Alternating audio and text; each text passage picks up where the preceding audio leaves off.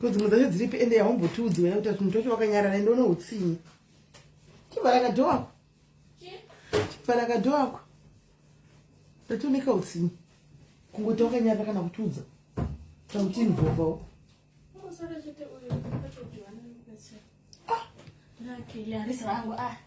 Okay, she put the road to me. Some help of us.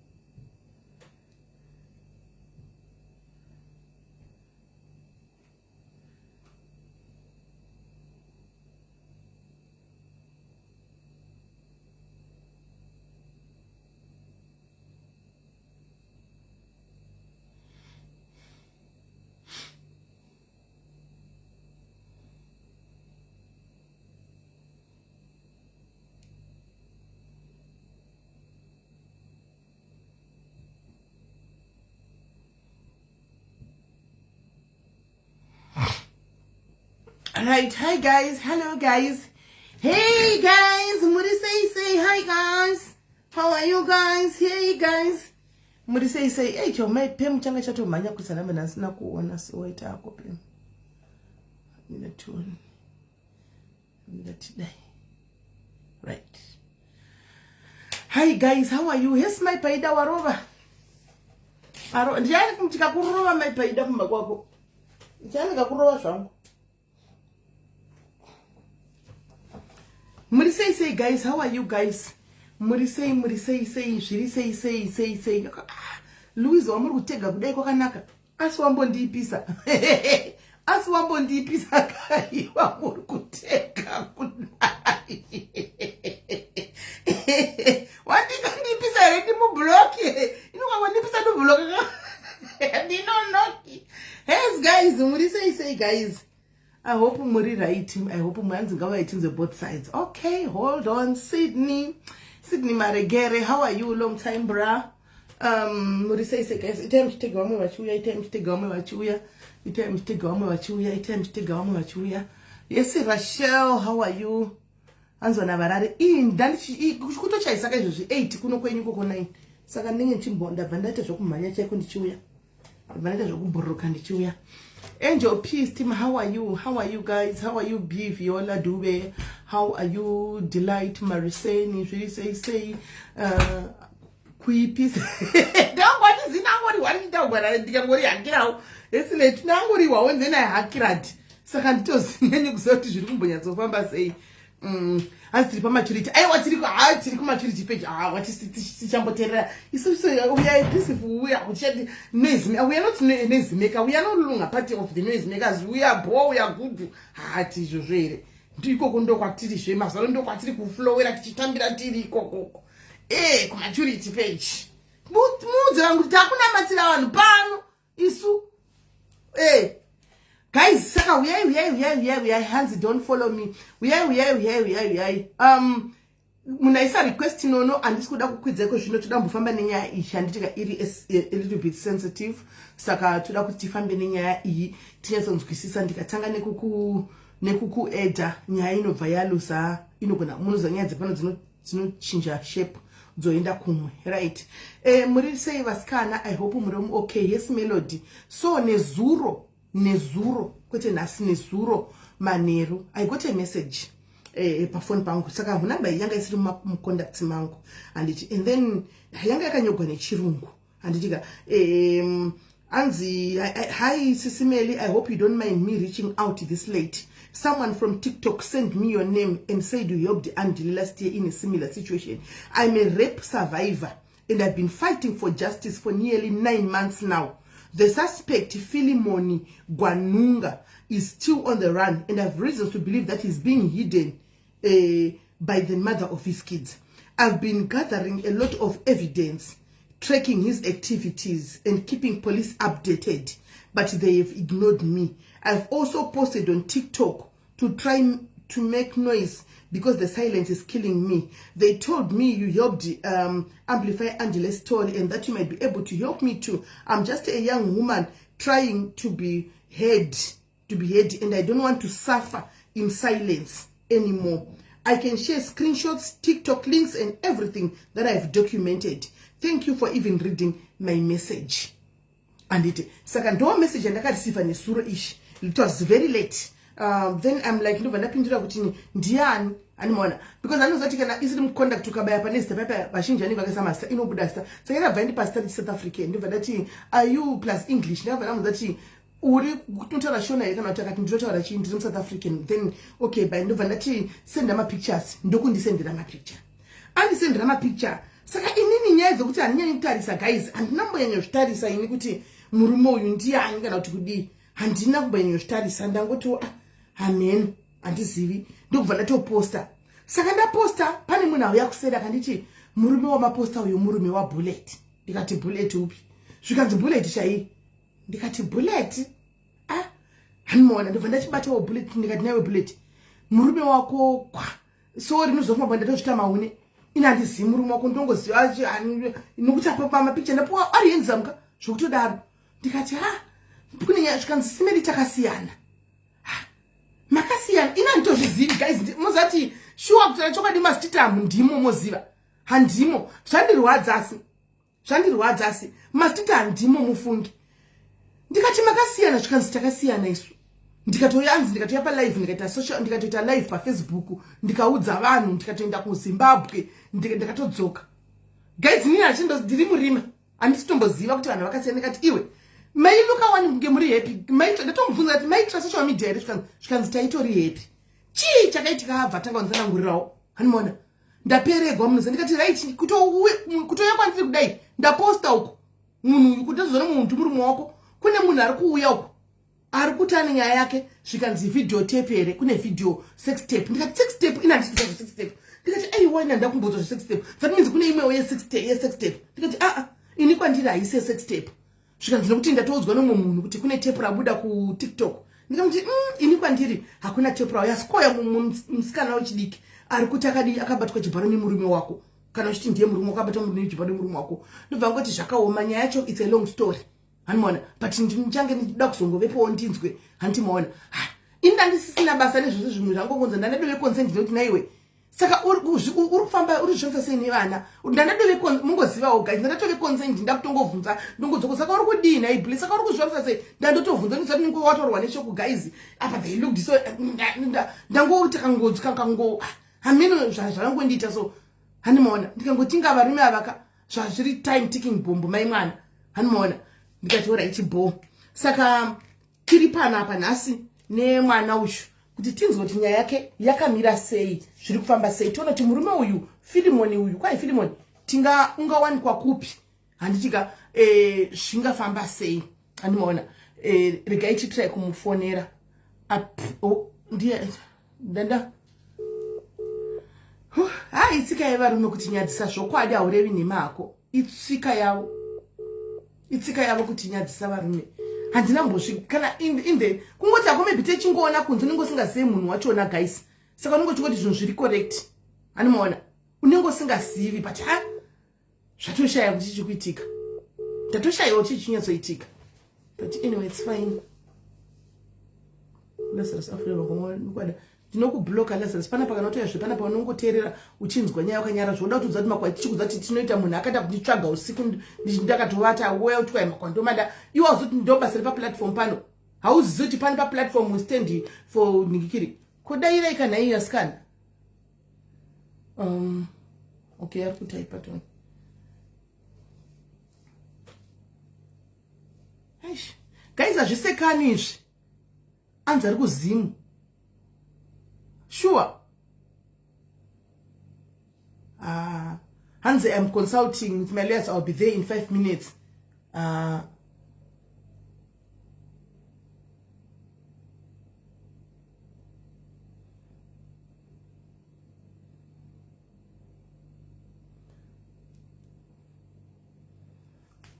singadisika na wambo TV nga uchiti kwa yenda uyani nyaya kuti ndakarepiwa nemuchingo uya unigiri utaure nyaya zvinhu wangosati wambokonzauta namaloya acho wada kukonzauta nokuti wati tata nguva dzelife dzakwana wakuti uda kukonzauta namaloya nai unombozva kuti ndochinja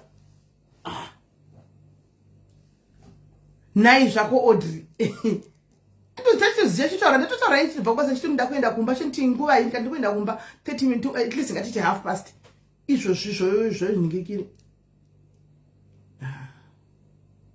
hazvisi zvekusekana izvi guys izvi ndo zvisingasekanwe zvokuti murume wazokusiya guys kana zvimbosekana nokuti mangwana chinofuma chakangowira kwako mai mwana wakarivara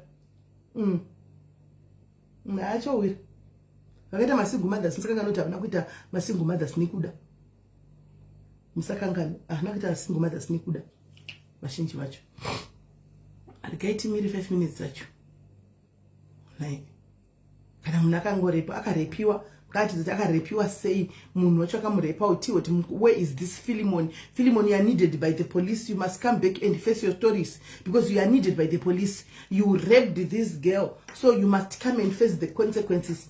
Yeah, yes, you must come to go to South Africa and face the consequences. Hey.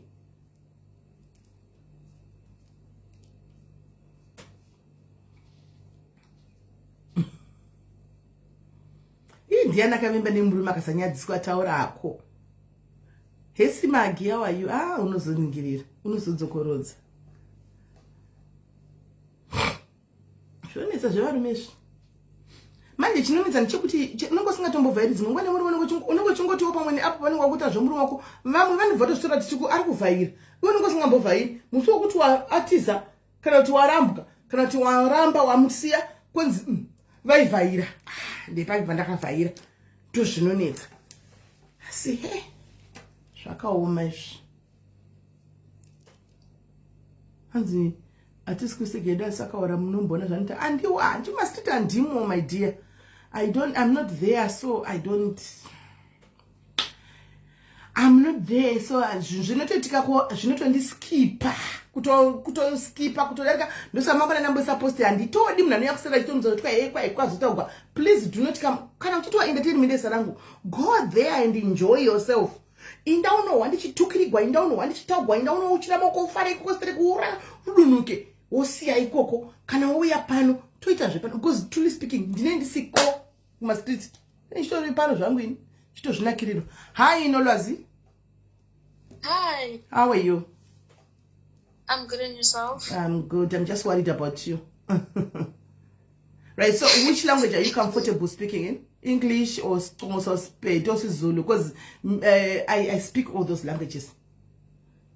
English is fine. English is fine. Thank you. Right. Yes. You reached out to me pertaining the incident that the alleged rape case that you are saying it happened between this guy Philemon. Is it Philemon?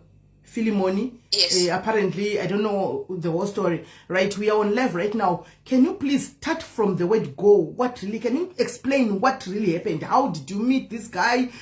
How old you are? Actually, start by introducing yourself to us, right? And how you met this guy, and up until we reached to the point whereby he raped you.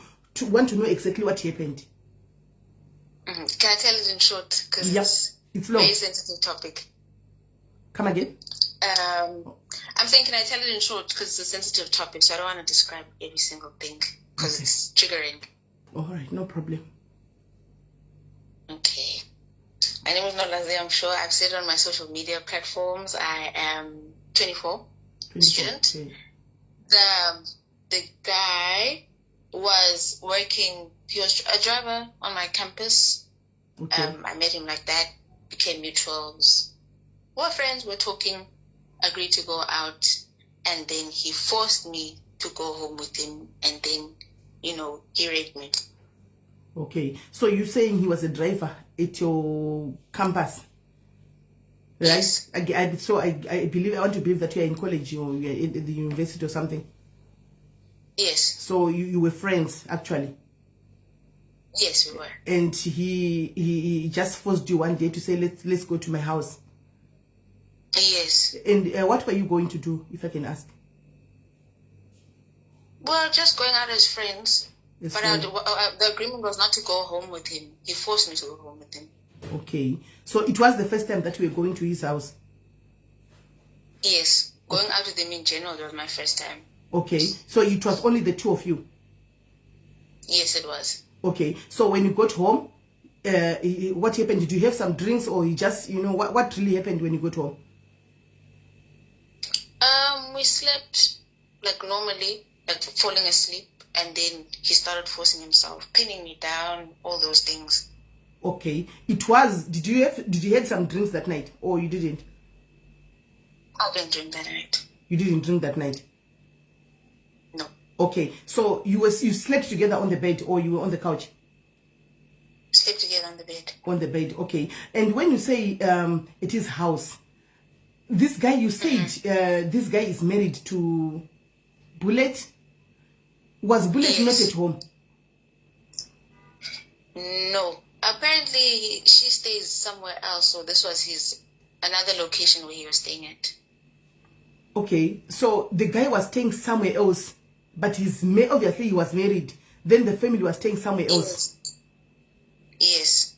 So you never dated? Sorry? You never dated? Dated Philemon? Yes, you and Philemon, you never dated, like, you were not in love? We were dating. You were dating, right? Yes. Okay. And I had no knowledge that he was married. Oh, you didn't? Okay, for how long have you dated before you went to his house? It was a couple of weeks. It was not even a month. Okay, so within those, those couple of weeks, there was never a time whereby you and Philemon went out just to have fun, or, just to be the two of you, wherever? Never. Or it was just the first time that after dating in the campus, he just say, let's go and you see where I'm staying, and then he forced himself on you? Yes. Okay, then after the rape, what happened? Did you go and report? Yes, I did. I went to the hospital. I went to go report. Did everything. Okay. Then he left. And now he's been running ever since. This happened when? Happened last year, October. Last year, October.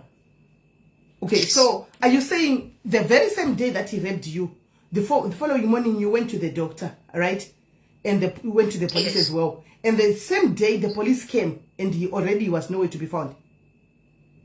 Yes, they went to go suspend him, and then he started running afterwards. Because he was supposed to go to work, and then he stopped showing up. The next morning, he didn't show up to work? It wasn't the next morning, it was a few days after. After he knew that the police were looking for him? Or after he was suspended already? After he was suspended.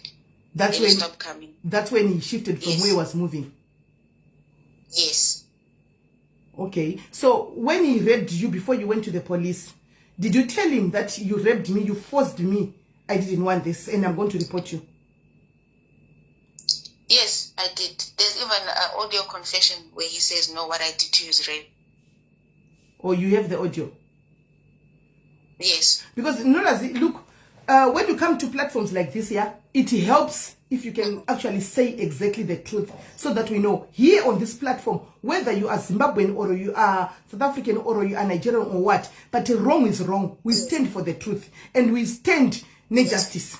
We don't take sides. That's why I'm saying, if it will help if you can just tell us exactly what transpired, the truth, and not the edited versions or the subtracted versions. It will help us to know exactly where to start locating Remy, because right now the face is all over.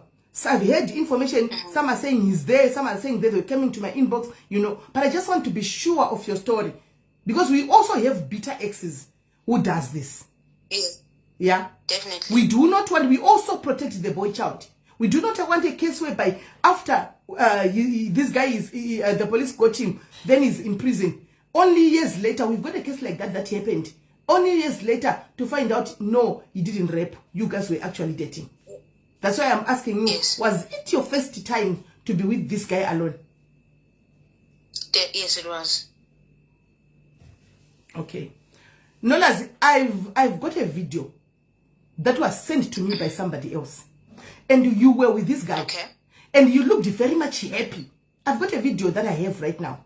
And some chats that were sent to me by somebody who saw, probably it's him who's sending me these things with a ghost account, who saw the post and everything. And some chats that shows you guys, you were in love. And he even asked you, why is the police looking for me? Is there anything that happened? Can you please explain to me what really happened? You said it was the first time with this guy, you know, and then there's a video of you and the guy, you know, looking so happy and cozy and, you know, in love. And maybe you forgot the party. Can you please refresh your memory? I have no knowledge of what you're talking about. Could you perhaps send it to me? Yes, I can send it to you right now. Let me just send it to you. Okay.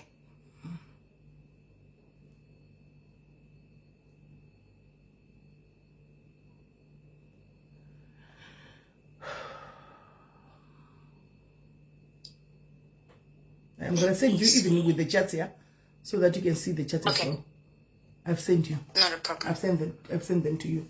The guy was wearing a hat and a green top. You were wearing some spectacles, and you were actually quite happy. You can check the video. Oh my goodness, yes. So, can you please tell us what was happening there? At this picture, this was before he raped me. Oh, so these were pictures we took with each other. Yes. Okay. Or you were just, you know, being cozy and stuff like that. Yes. Can you please read the chat as well? Check the chat. Yes. You know the chat, right? Yes, I do. Yeah. So, it's, I don't know. Care to explain a little bit on the chat?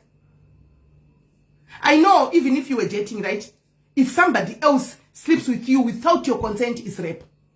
Trust me, I know on that one. Yes. So I'm just trying to get to the bottom of the matter, because I've got some theories that I'm getting. You know, some are saying, some who are in your circles. I've got 2 South African girls who came to me. Yes. I don't know them, but apparently, I see there are people in your circle, right?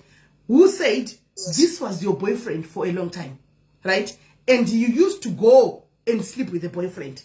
Now they are saying, yes, they are saying you saw another girl that he was also dating. Apparently, the guy was said to be a womanizer, or is a womanizer. So that's when you got angry, because the guy started ignoring you. No, that is all a lie. I'll never make up something like that. I'll never want to ruin someone's reputation just because they're cheating. No ways. Okay. Rape is rape. Finish. Yeah, of course, rape is rape. There we agree. Yes. Okay. Yes. Right. So you can't find the girl. Okay, you spoke about Bullet. Have you ever been in touch with Bullet, the wife? I confronted her asking why she's protecting this rapist. That was about it. That's the only time I've ever messaged her. How did you know about it? And that showed me how the thing. Excuse me? How did you know about her? I saw her page. Okay. And then I saw that she posted him. Then I was like, I connected the dots that they're together. Okay. All right. So when you confronted her, what did she say? She didn't say much. She started calling me, and I'm like, why are you calling me? And then she blocked me afterwards. So you never after confrontation. Okay. Excuse me? You never insulted each other? We never insulted each other. You never exchanged words? Insulted? Yeah, you never exchanged words? I've never sworn at her. Okay, and she never did the same to you as well? She's been calling me Maure most days. That's what she's doing. Do you know what Maure is? Do you know what Maure is? It's a whore. Who told you that? Yeah. Who told you that? I know. She's been calling you those names where? Yes, on her Facebook. Okay. Right. Yeah, I guess, you know, as a married woman, it's kind of, you know, shocking just to find out that your husband is cheating on you and stuff like that. Obviously, I think don't just take it to heart to what she said. You know, if you are a woman as well, you are married and then boom, you're not expecting anything. Then there comes a story, there's a girl who's dating my husband and stuff like that. Obviously, she gets angry and, you know, she will call you all sorts of names. But anyway, it's not the issue that we're talking about. Right. So when the police went to Bullet, what did she say the husband is? She said she doesn't know where she is. He is, I mean. And you don't believe that? Definitely. And so she said she doesn't even know there's a pending case against him. Why do you think she's lying? Because my previous warrant officer said that they were sitting together at the court waiting for him. So it's not like she doesn't know that he's wanted. Which court? And she's also been posted. I have no idea. She didn't tell me. But they were in court waiting for him because she's suing him for maintenance or something. Okay. But I don't know. But you do know, from what I've gathered, also I've been getting information, they say it's said to be these people are no longer together. Actually, their husband just vanished as well. So I'm not so sure if you see them or she's just now posting pictures for you guys to feel the heat as well. But I don't really think, because people were telling me, I don't think they do lie. I don't think they do lie. She's alone. She doesn't even know where the guy is. That's why she's reporting him. The guy is not even turning up to court. Then why did she delete all her videos or pictures of him together after? No, it's because they divorced. It's because they divorced. It's true. This one I'm not saying it from here. No, from the people we've got sources. From the people, she's in a tight spot anyway. She's in a tight spot. The guy is nowhere to be found, of which he is supposed to be there to help her with the kids, but the guy is nowhere to be found. The messages, she sends the messages, but he doesn't answer. He calls, he doesn't pick up. So that's the situation. But somebody told me that the guy is in Zimbabwe. That one I don't want to believe, because 3 people told me that the guy is somewhere in Cape Town there. So if you are really sure that you got a case number and the guy is wanted by the police, I think in the next 3-4 days I will be having a location. We'll be having his location. I will give you the location so that you can go with the police and, you know, let the law take its course. We just wanted to hear exactly what happened before we put somebody in the police's hands, you know. Okay. Please. So I think let's just wait, guys. You see the pictures of the guy that we are looking for. I know I've got a few people who are in my inboxes, telling me, you know, different kinds of, please, if you see Philemon, just don't hesitate, just as we do always. Call me, don't hesitate anyway to give me the location. You know that it's private and confidential, so that the police will take its course. Because apparently she's saying it's a reported case and the police are looking for him. So many times they've been looking for him. He's nowhere to be found. He's running away from the police. So, and as also one thing that I would like to ask you, my sister, woman to woman, you are our daughter, right? Please leave this Bullet out of this. Already she's going through your own ordeal. You know, this was a marriage. She was not the girlfriend. I think they have 3-4 kids together, you know. So already everything that is happening now, it came kind of like a shock to her. So when whatever that you are doing, I think I'm just asking now, don't involve her, don't insult her, she's also going through the same ordeal that you are going. She's also going through the most. Remember, being left with kids and the person runs away, doesn't know, you don't know where she is. Don't involve her in this story, if possible. How do you know she's telling the truth? Everyone can lie. I can lie. I didn't hear from Bullet. I didn't hear from Bullet. I didn't hear from Bullet. I heard from some of the people that even told me there are people that used to fight with Bullet a lot. They don't even talk. But they told me. But they told me. They don't even talk. They blocked each other, but they told me. So it's, as a woman, please, let's look for this guy. Bullet is not staying with that guy. But it's only that thing, some of the things that I was told, I'm not at liberty to discuss them here, you know, because it's her life. But as for now, please leave Bullet out of this. She is also, you can see her on Facebook, probably she's looking for therapy or, you know, people to talk to. But just leave her out of this one. Let's focus on looking for this man, her ex, your ex as well, so that he can face the law. Okay, can I ask you a question? Where did you get these pictures and images? I told you which pictures. The one that I you showed. said. Oh, I told you people they give us. The moment I post somebody, every information comes forward. Somebody gave me. Okay. Why are you asking? Was it only you and the boyfriend who had those?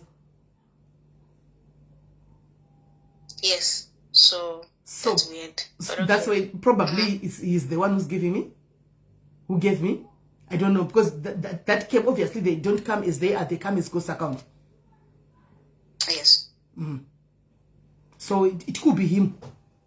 But if it's him who gave, if you're saying it's only you and Philemon that he had these chats and this the picture, you know, the video. If it's only him and you, that means he's watching the live. My brother Philemon, the police are looking for you.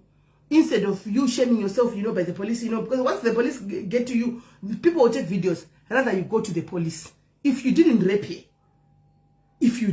her, just go to the police and finish this thing. Or always still talk to her. Talk to her. Reach out to her. Huh?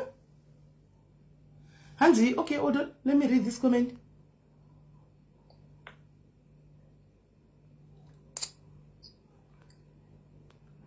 Who was Kumarido, guys?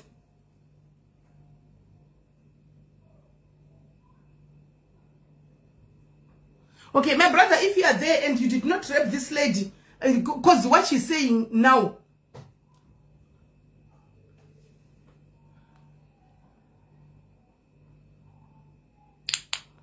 Jolene Chichichimbomira Jojovaskana. My brother, if you are looking, if you are watching this video, this live, please get hold of this girl, or better still, hand over yourself to the police, because you know if we start looking for you, we'll find you. Or if you know that you didn't rape this girl, you can also come on this live, meet her here, and tell her that I didn't rape you. We were dating.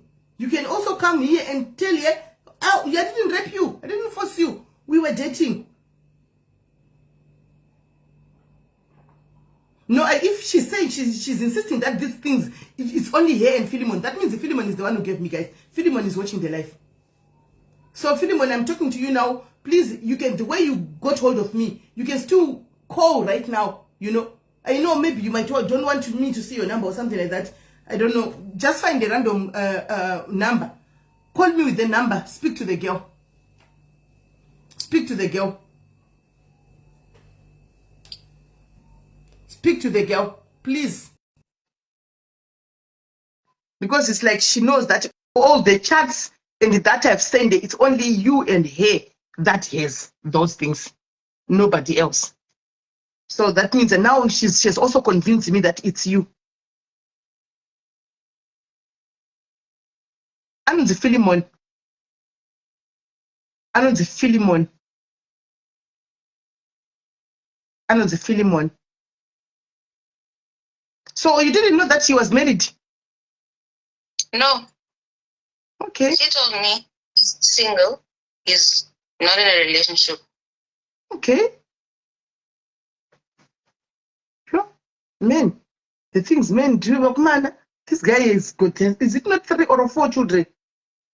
Sure. Yeah. Right. So Philemon, if we just giving you 48 hours, my brother, please come back here and tell us what happened. If you didn't rape here, the platform is free for everyone. You can just come here as well and tell us, no, speak to it, I didn't rape you. Or if you feel like you don't want to come on social media, rather go to the police and say, I heard that, I'm here, or I'm here because the police are looking for me, right? Just own up to your responsibility. You created this mess, my brother. Please own up to it. And Tiri Papa also, remember, you've got kids there. You are not a bachelor. You are not a single man. You've got kids behind you. Remember, you've got kids.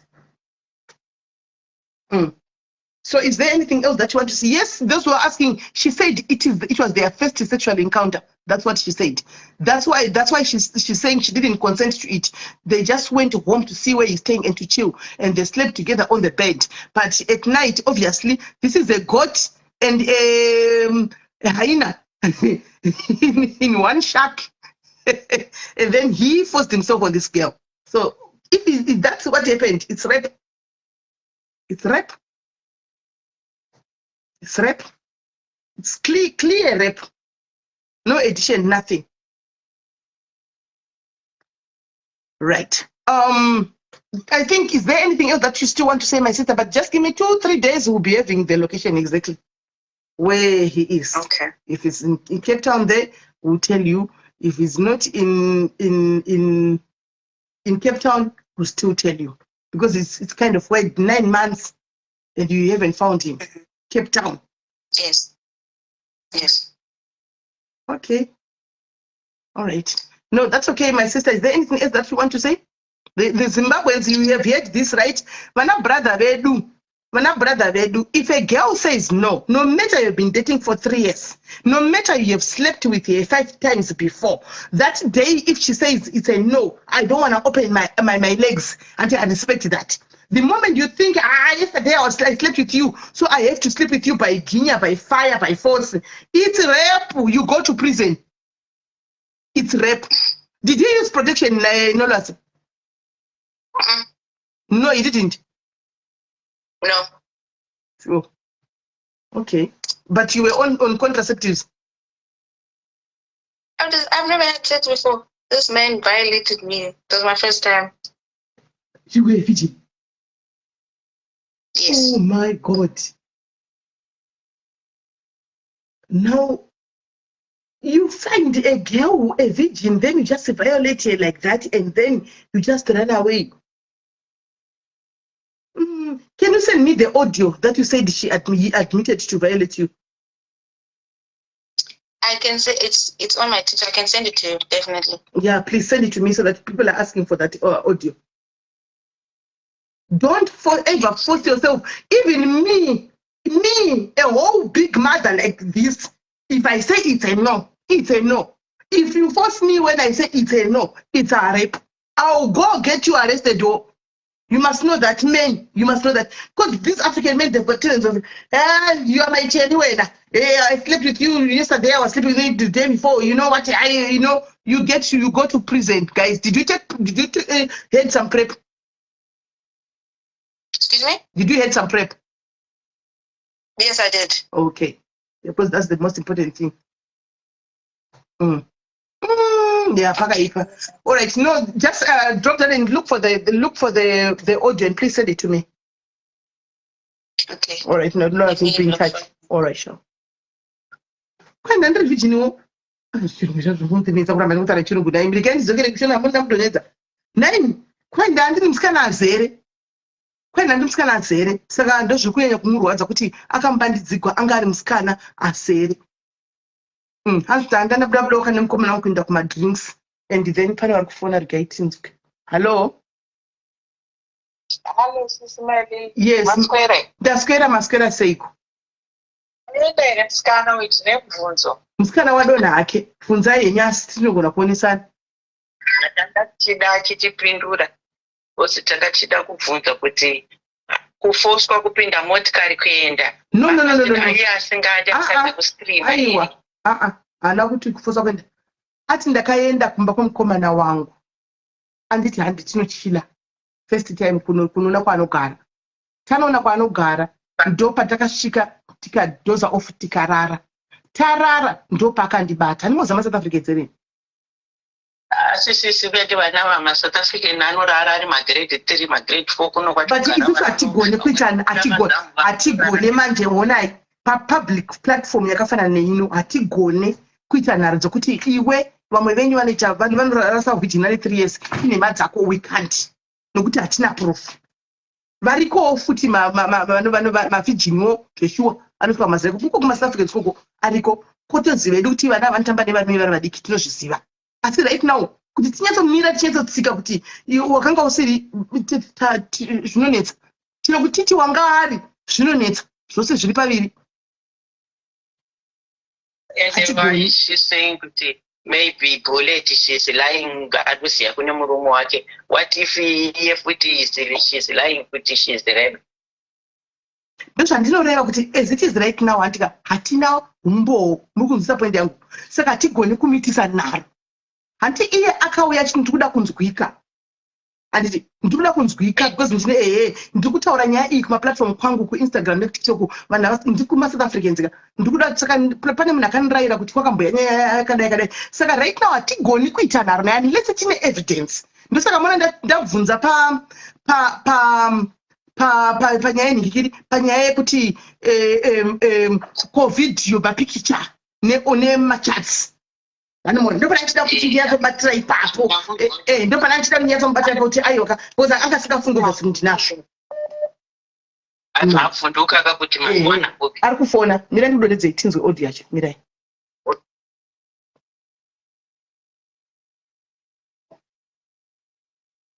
seti yavo yaaudio alright ndivasiri vari kufona ndatodonedza munhu akaichara zvinhu kwazvishuwa ndichitofona yes right now takatomira side one ndosaka muri kuona ndiri kuti mukomana uyu kwauyu anofanira kunge ari andipa maaudios neuyu machats nemuvidhio ngaachitouya taure chokwadi kusaidi rake ngaachitouya taure saidi rake because right now hatikwanisa kuti tidini kana kuti tidini ngachitouya zvinogona kuti ari vhidhi njeshuwa zvinogona kuti hatikwanisa zviramba kumazulu zviriko but hatikwanisa kuti kana kuti no hatikwanisi. Hello Kola. Hello. Yes Kola. She was forced to go to his house. Then she acted and did it. She was forced to go to the muna kuhusisa ini muna kupahusisa mudzokorodze life mudzokorodze life he forced me to go with me to his house. When she went there, they slept on the bed. Slept on the bed. Kuri virgin wawata pambeda nemunhurume. Sisimeli. Wawata pambeda nemunhurume. What are you expecting? After you know that the man is married. You are a virgin. asina zvokuti kuenda kumba kwake kaaiwa iwe hauna kuisisa mira maziziva pakuenda kumba ati teerai munzo muzoteerera ati takanga takaenda kuno ndamuti nini wakaenda kumba uchenga ni first time yako akati ndikati aigara ega here akati padazobvunza zvemukadzi paya handika ndikati akati takaenda takanga tichienda kunochila handiwana taenda kunochila nekona kwaigara then tiri kumba ndobva ndaita doze off guys ndikunyepa uzoteerera life ndobva ndopakandibata ndikamubvunza kuti mamuri pai akati pabhedhi ndopakandibata alright ipapo Sisimeli to go to the house that she was forced. Vunzai comment section, tare comment section, Sisimeli. Tingatodona tiplay futi. Tingatodona tiplay futi. Alright, mira ndimudedi. Mira ndimudzose. Mira timudzose. Because kana yakadaro kaide ngisina mira musha unokupuka mutego moto wakapinda sei ndakupautsa saka ndisina kupautsa mira ndidonedze mira Hello Sisimeli. Hello dear, how are you? Ndiri right muri sei? Mushira njani? Mushe. Ndiri kuti hangu makola ngawarege kuti kwanzi chero waidanana saka haana kufoswa because waidanana. Kana uchera muchidanana chero makadanana chero mukadzi wako chero as soon as wangomufosa chete watomurepa. Saka zvekuti wakadanana kana kuti wakaenderei nekuti anga ari virgin saka aenderei kusleep over. Hazvina kana nebasa rese kana akamufosa akamufosa. It's rape. Munoona kuti ndosaka last year pa scheme sampaipa nyaya yekamusikana keka mukomana yakazoenda kujeri. Handiti waidanana waidanana kavana but it was just a lesson kuti vanhu vadzidziswe kuti kana musikana akati no hazvinei kuti muri kudanana kana kuti hamudanani akatoenda wani kujeri. No, now the guy is willing to come and talk. Don't worry guys, pano here munoungana mose pano munoungana mose. Yes, consent is very important. Nolazi, where are you? Please, I'm waiting for the audio. And Nolazi, can you please answer my call?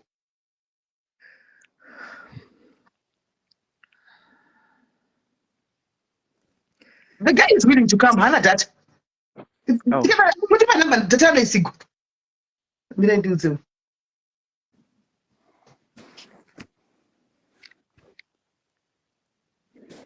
Yeah, vanhu vanofanira kuziva consent is very important. Yes. Consent chinhu chakakosha ichocho, chinhu chinonzi consent. But isusu manje, especially isusu vanhu vekuzimbabwe hatizvizivi. And vakomana vekuzimbabwe, varume vekuzimbabwe, they are very good at kumanikidza vanhu kurara navo just because ndinodanana. Mirai. Right. Nolazi. Nolazi, did you get the audio?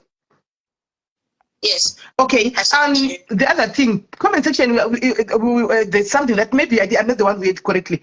When you went to his house the first time, did you go there willingly, or he forced you to go with him? He forced me to go with him. Oh, he forced you to go with him. So he forced you into the car. Yes. He said he was gonna take me home, and then he didn't take me home.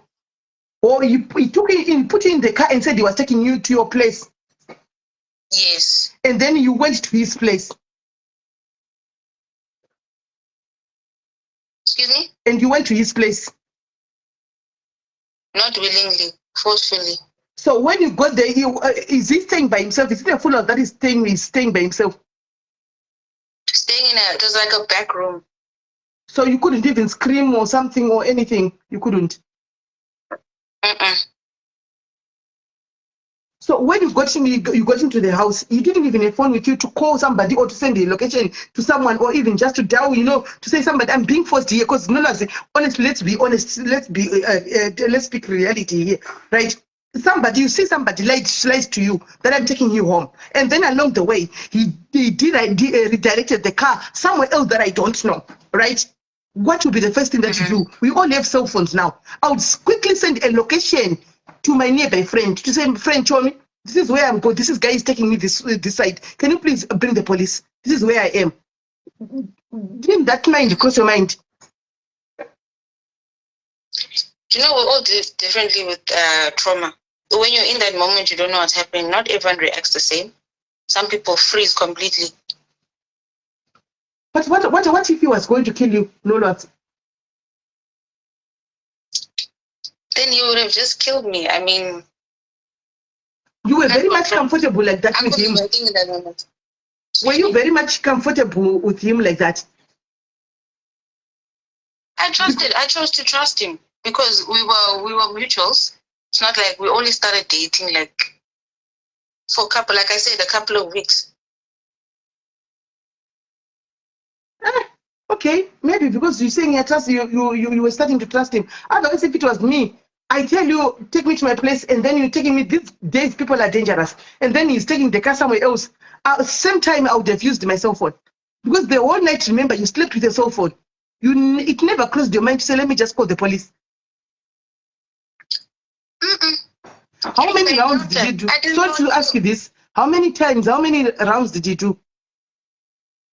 I'm going to tell you now, you're being very insensitive. You can't ask such questions. This is rape. It's not like it's some gossip. No, I'm like, yes, I know. Sorry to be insensitive, as I said, but I just needed to understand, because now remember, you've gone with him, you've got a cell phone, you didn't call anyone, you went there, you actually chilled with him in his home, right? And you ended up on his bed, I would understand if you said, I slept on the floor, and he came because he took you forcibly, right? But you ended up on his bed with him. So it could be like, I don't know, some rapists, they end up doing 3-4 times, As much as we are talking about this story as well, remember, it's also an educational life to other youngsters who are watching the life as well. Yes. But I know my truth. He knows what happened. I don't think I'll say anything further. If he thinks he's innocent, he must hand himself in. If the guy, anyway, the guy is trying. Okay, maybe it's not Tipisa. Sorry, maybe I'm sorry, guys. Sorry. Also, Noloasi. Maybe I went off a little too deeper. Sorry, guys. Maybe I mentioned I went too little deeper. Sorry, guys. It's a rape case. Remember, it's too sensitive as well. Somebody just told me. It's him right now, who's saying he wants to come on live. Yeah. So he is actually the one who sent me those things. He's in Let Zimbabwe. him come on live. He's in Zimbabwe. Okay. He's in He must Zimbabwe. come on live. So the number is He knows his what number. happened. Okay. He knows what happened. I know what happened. He must come talk. I've said my part. I'm not here to convince anyone. I know the truth. He knows the truth. He must come talk if he thinks he's innocent. Yes. Yeah, you're not convincing us, but we just wanted to understand. Also, remember me, I've got I always talk about these things anyway, and I always end with these stories. So when somebody comes, I'll try also to show other, something that happened to you, it might happen to somebody else who is also listening to this, and she'll do the same thing again. Even if you're saying she's hearing you saying, I went there, he took me there forcibly, the person will still do the same. So we're trying to guys, I don't know what you want. I said maybe I got a little more deeper. So for you to keep on saying Melly did this, Melly are doing this, I don't know now what you want. She understood, that's why she's talking to me, right? So hey, the guy is in Zim now. So the only thing now is for us to convince him to go to the police, to come back and go to the police. Right? Okay. Didn't you say he wants to come He forward? said he wants to come to forward, but doesn't have that. That's a lie. How can he message you if he doesn't have data? The data for the data for a message is you'll be having, maybe the data for calls. Okay. Maybe the data for calls, but the moment he's going to call me, yeah. He send messages, he must come. If The moment, then if he is telling the truth. so if I get the location in Zimbabwe, are you going to go, Nolwas? I mustn't go. I'm not gonna go. How am I gonna get there? He must get. So what happened? There's a funeral. It is house. It is homestead. That's where it is. Yes. You know about it. There's funeral. You know His about mother it. died. Yes. So he's there. So you see now, he's there. Okay. But if he has data to send messages, he may have data to come talk here. But that's it. Like, you are not even Munupano. You didn't know block and I've got nothing to lose, and you never see me again, and I won't even think they were sick. We have spoken about this Chakatopera. I was talking about Munupano, Shutoda. I was talking about Munupano, Satoya, which don't trako to Manikiri, and Jiga. Pana Pato understand, Pato to understand. To go about 20 Zokoro, Zodan, Simba, Zodai, Mazodai, and Jiga. In the blocker, and I won't even think there was. I don't even know you, and I don't care. You know me now. I'm talking to Nolwas, the person that I'm here for. Right. So I guess the chances of him coming back are 90%. It's just the funeral. But again, I think let's talk to him and let's hear what he has to say. I think you also want to talk to him because you are looking for closure as well, right? Because from ever since that happened, you never had to talk. He never got to talk to you. So you need also closure, and then we talk to him. We convince him to go to the police nicely, so that it can be resolved there. Okay. He must come forth. That's all I'm saying. I think that's what I've got an issue to attend. Let me attend to this issue. Timbo Tanga tighter this. All right. Right. Stop blocker. You come here, you say something, I'll block you. Like what I've done. I've blocked. You are gone. I said, okay, I got a little too emotional, guys, because remember, it's nights. Zinonetsa. Ndandisina kupawa teta kuda kubvunzisawo kuitira kuti tinzwe kuti guys panoitika nyaya dzakadai so vanhu vanofira ujeri vasina chavakaitawo hatidi kungoita kunge tikungonakirwa nenyaya kana kudai handimaona vanhu vanofirawo kujeri vasinawo chavakaita saka unenge wakuti kana nokuti kutaura chokwadi patotaura apakapa imi mameno guys but ine hafasi kundimekera sense guys chinongoti ataura kuti vanhu havareacti zvakafanana handimaona ataura kuti vanhu havareacti zvakafanana but kupinzwa mumotikari niwenda kumba handichimaona handisi kuda kujaja anyway tochimirira mukomana uyu kuti achiuya kana achiuya atikedzei kuti andopiwa apa mana zvinhu zvacho so tochimirira kuti this guy achiuya regai timboona voice note alright voice note rauya regai timbonzwa the way you say it. If you report the thing, one can go to prison for life. For life. It's a very, Mm. it's a very, also 15, 16. Shangu pe iri padishoma maiwa here mazviwa here guys mazviwa here guys muri kuzviwa here apa mazviwa here guys mazviwa here mazviwa ingowai haina kukura teererai mu If I look at the thing, Mm. the way you say it, if you report the thing, Mm. I can go to prison for life. For life. kuzviwa It's a very, Mm. it's a very, also 15, 16. hanzi the way you are saying it if you go and report me I can go to prison for 15 to 16 years dzokorodzai teererai futi ndoda kufanira kufona teererai zvakare If I look at the thing, Mm. the way you say it, if you report the thing, Mm. if you report the thing go to prison for life. I must go to my old days or go to prison It's a very, Mm. it's a very, also 15, 16. kungori chiduku chakadai saka handichahwisisiwo guys apa ndo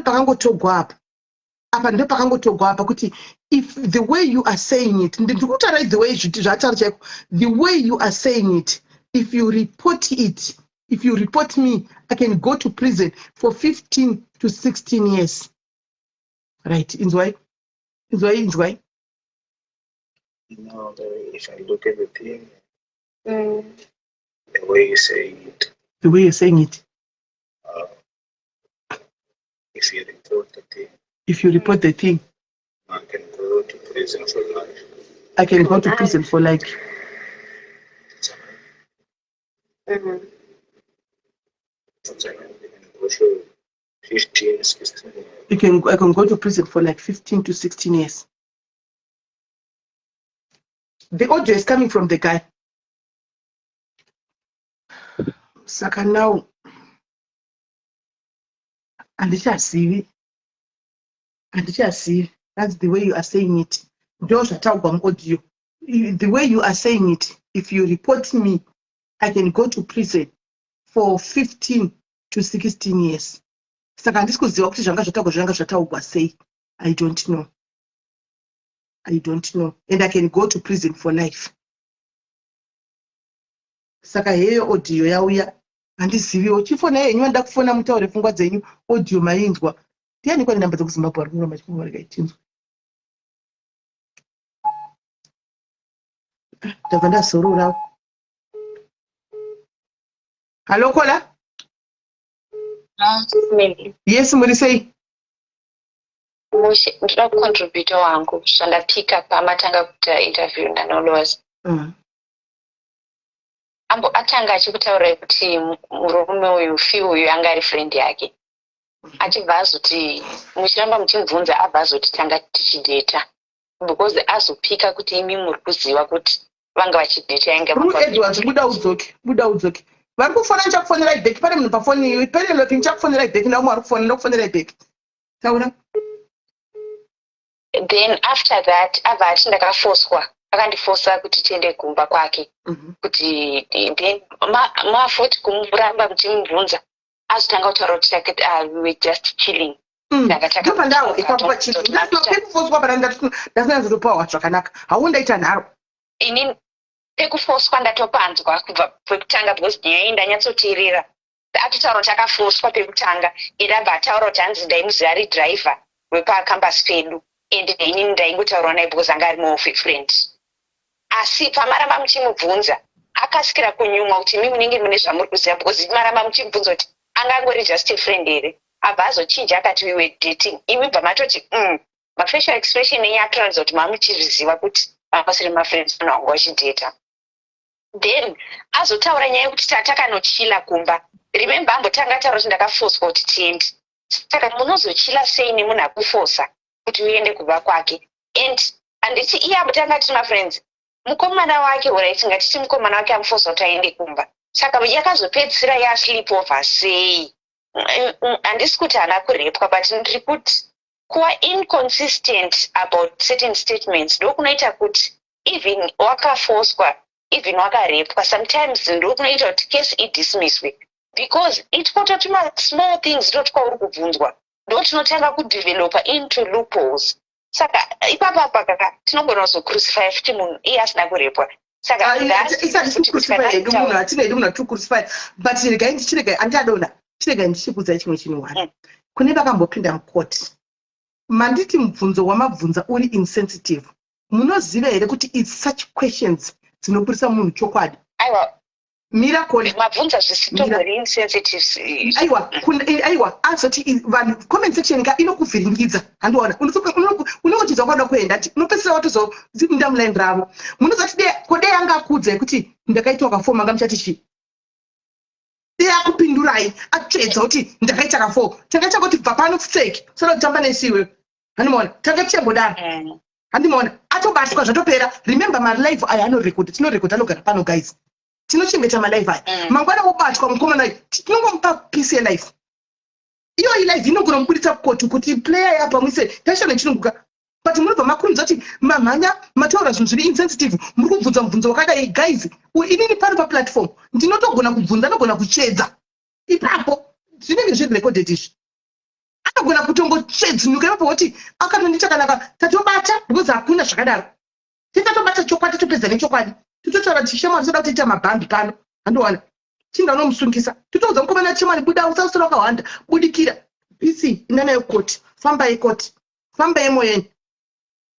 But now handizivi endera mberi koti mubva mazvamabvunza zvazvitori right, because even mukoti anotobvunzwa unzi wakaitwa kangani. mbondobvunza zvine dhipa mukoti ndosaka ndati vanhu comment section I understand. Saka ndongochidhila neumwana kuti asitambopinda makoti macho. Handiona isusu taipinda makoti aya totonyatsoziziva vanokubvunza zvakadzika ndokunga muri kuona maona example pakesi yanhingikiri yamai Jeremiah makona example handika vachibvunzwa kuti makadini vachionedzera ndakatodai ndikatora pamamuita majoku nazvo. Handimona zvinobvunzwa but pano muri kuti yaping sensitive panogona kutobuda information inobatsira kana kuri kuti hazvina kuitika ndezvekufremerana. Hanimona tatsinga choti munhu aiende hanimona nezvinhu zvaasina kuita kana akarepa munhu abva kufisana nenyaya dzake oenda kujeri kana akarepa. Hanimona but kana asinawo guys anofanira kuti ainderi. Munoziva kuti mutemo South Africa chechewo unofevha vanhu veko munozviziva guys munozviziva. Sisimili ndachida kukuudzai kuti pamama kutaura naye papage 2 handichatokuudzai kuti ari kuZimbabwe kufuneral kwamama. Yes. Andichagona ndichibvunza kakwana chechenenge tokugarira kudhara pano kuti vamboteerera vanotukwina nekupi vanenge vatogarira kudhara you're being this but tiri kuda kutsvaga chokwadi ilife yemunhu guys. Ive mukutonzwa pachitaura kuti ndinoenda 15 kana 16 years munobva mamhanya kuzvitora kunge entertainment ilife yemunhu. Inini pane nyaya isisimila inombonyatsojeka kutaura chokwadi ende comment section iye adaro handika imimi mucomment section mukataka kugarira neko pandatozoadresa kuti aiwa kani tinozokublokai ndandiadresa chi ndandiadresani pane vamwe vanhu vanenge vauya kuzodistracta sisimeli muzvizive kuti panenge paine vamwe vanhu vanenge vauya futi kuzokuvhiringidzirai zvinhu izvi vanenge vachida kuti nyaya maplatforms avo. Zvimwe zvacho musanyanyise kuti take it to no chinoitika panyaya dzakafanana neidzidzi wona kakola ndinobatsa comment section ndinotoiverenga ndine vamwe vanhu vagara vari mucomment section vakafanana neima nditi vekuti anotonyora point andinge ndamisa ini. Handiona kana mubvunza nendamisa inini ndotomubvunza. Handiona saka inondibatsira comment section because kune vanhu vanotonyora zvimwe zvokati bvunzai zvakati inototaura kuti zvine zvandondimisawo ndotobvunza but nobva dzinosakana nanje neiroro zikomenti rakadaro iroro handiwariona rinobowa rokukanganisa kuzoconcentrata but inini pane paangotaura kuti kufuneral kwamama wake kuZimbabwe zvandishamisa kuti ari kuzviziva sei kuti mama uya kufuneral baba vake zvakuita kunge ka vanhu ava vanenge vakaita kakutadza kakuwirirana pane zvimwe zvinhu asi rambai muchidhigadhipa ngatirambei tiri papa chokwadi chinobuda sisimeri hazvichatobudi because dzatokanyamidzi yatoipa ndoti nawo tatongomirira mukomana wacho nati atipe way forward kuti poitwa sei because ndiye ari kutotipa nhingikiri zvinhu sometimes zvakakosha kuti kunzwa side remunhurume iyeye kuti pane dzinogona kutobuda dzinogona kutozobatsira kuti ndiye atondinhingirepo even recording yamapiwa iyo sisimeri haina kunyatsoita kakujeka ndingazvitaura pano kunonzi matotora site ndo zvinonetsa pakadekudzwa ipapo cheteka of which this was a whole conversation we need to hear payakatangira kwakagumira ndosana achida kutaura kuti imimi kadzupurirwa kapati kari kusuta narrative uyu but now akanyatsokwana chai anonyatsonzwa kuti kune kwakatangira conversation nekwayakanoperera ngaiuye yese but now unoona koti yekusa manje chinonoshanda ichochichi hazvimbonobvunzi kuti tipe yakazara because munhu arikutaura zimbabwe anonzi firimu nani hameni chinonoshanda ichi anosikirirwa but let's just hope kuti iyeka munhu dai paine nhamba yake atomisira data murume auyo because sometimes tisangomiti munhukadzi ndosaka tisikuda kuimisa achauya kana akasachauya nhasi mangwana anenge ari pano ndiripo mangwana anenge aripo because anenge aripo because kana dhata iroro tichatotsvaga nhamba nditomuisira kuti akwanise kuuya iye ndine nhamba dzake handiti vouya kusangana ipapa because even ndatoiona interest yekuziva kuti information ari kuiwana kupi saka ari kuziva kuti munhu ari kutsvaga ari kuzimbabwe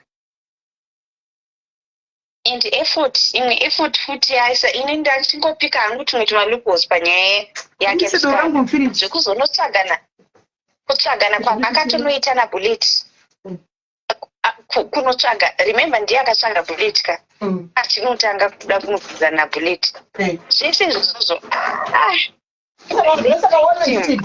ini ndaona comments ndaona comment section ndo pandatoona kuti comment yachona yanga yakatotega bullet ndosaka ndazomubvunza kuti uri kurwa here bullet is out of the question hana panopinda panyaya ishi musiyei munhu akatorati murume achita mashura ese iwe usina chaunoziva handiona unotopinda mucrossfire pabullet hapana chaakatadzwa hapana zvaanotoziva kana rafu chaivo anofanira kutopindura rafu because anenge akatodhiniwa ari kutobweka nawo varume vanoita zvinhu zvavo zvanoitaka mukadzi apana chanenge uchiziva unotopinda munyaya dzausingazivi ina handisiri ndinenge ndakaita zvinhu izvi ndiye anenge akaita zvinhu zvake kunzoko but anotoenda kutozosekwa wese mukadzi iva mukatarisa mukadzi vakwanaatenga bullet but haasiri iye akaita zvinhu izvi haasiri iye ari kunzi akarepa haasiri iye akaita zvinhu izvi but vakadzi vanoda kuseka bullet apinda papi apa ari kukwana papi aiwa apa haasi kukwana and menaina deft kamwe kandupo kandaona pavamutumira zvamamutumira mazomuzwa akukubvunzai kuti ndiudzeiuka kuti ndianaaidi mazuvanepi izvozvo zvataura futi something aita kakupanika kakusachinatsoziva kuti information iyi iri kubva kupi pane nyaya pane nyaya hatisi kubvotichii kana kuti for now aiwa pane nyaya hombe chai kunyanyira zvirikutaurwa nemusikana ka hazvina kunyatsojeka hazvina kutombojeka zvachose saka tinongoramba hedu tichihopa kuti ava bhuti vedu vekunyika ikwedu ava vachauya kuti votsanangurawo side ravo yes I'm sure maybe wanewo something zvawainazvo zvinogona kusheda more light ndo regai ngokuverengera ndisaka ndabvunza ndiudze chokwadi mwana wangu daubatsirika because regai ndikuverengere machanzi ini nani ndakabatawo zvimwe zvinhu zvamunenge musina ndosaka ndadatanyezobata munhu zvakanaka panyaya yemaraunds apa pati its just that kuna icho chakangwarisawo futi ndiyanga ichabve mvuma yatinyatsondiudza unodziziya adona ngazoona kautiria akati ngwarisei ndibva mai ndiyangachabve bhati so tatomubata ipapa anzi tichakutamaniza right so ndanimbofonera mutaura nyaya yacho aiwa vhidhiyo handikwanisi kupa ndinenge ndakuita zvinhu zvesirizvo vaisi ndinja video handikwanisi kupai machatsi ndingakuverengerai but video handikwanisi kupai. Pane munhu angachiona neuk number. Let me call them back. Penelope nani?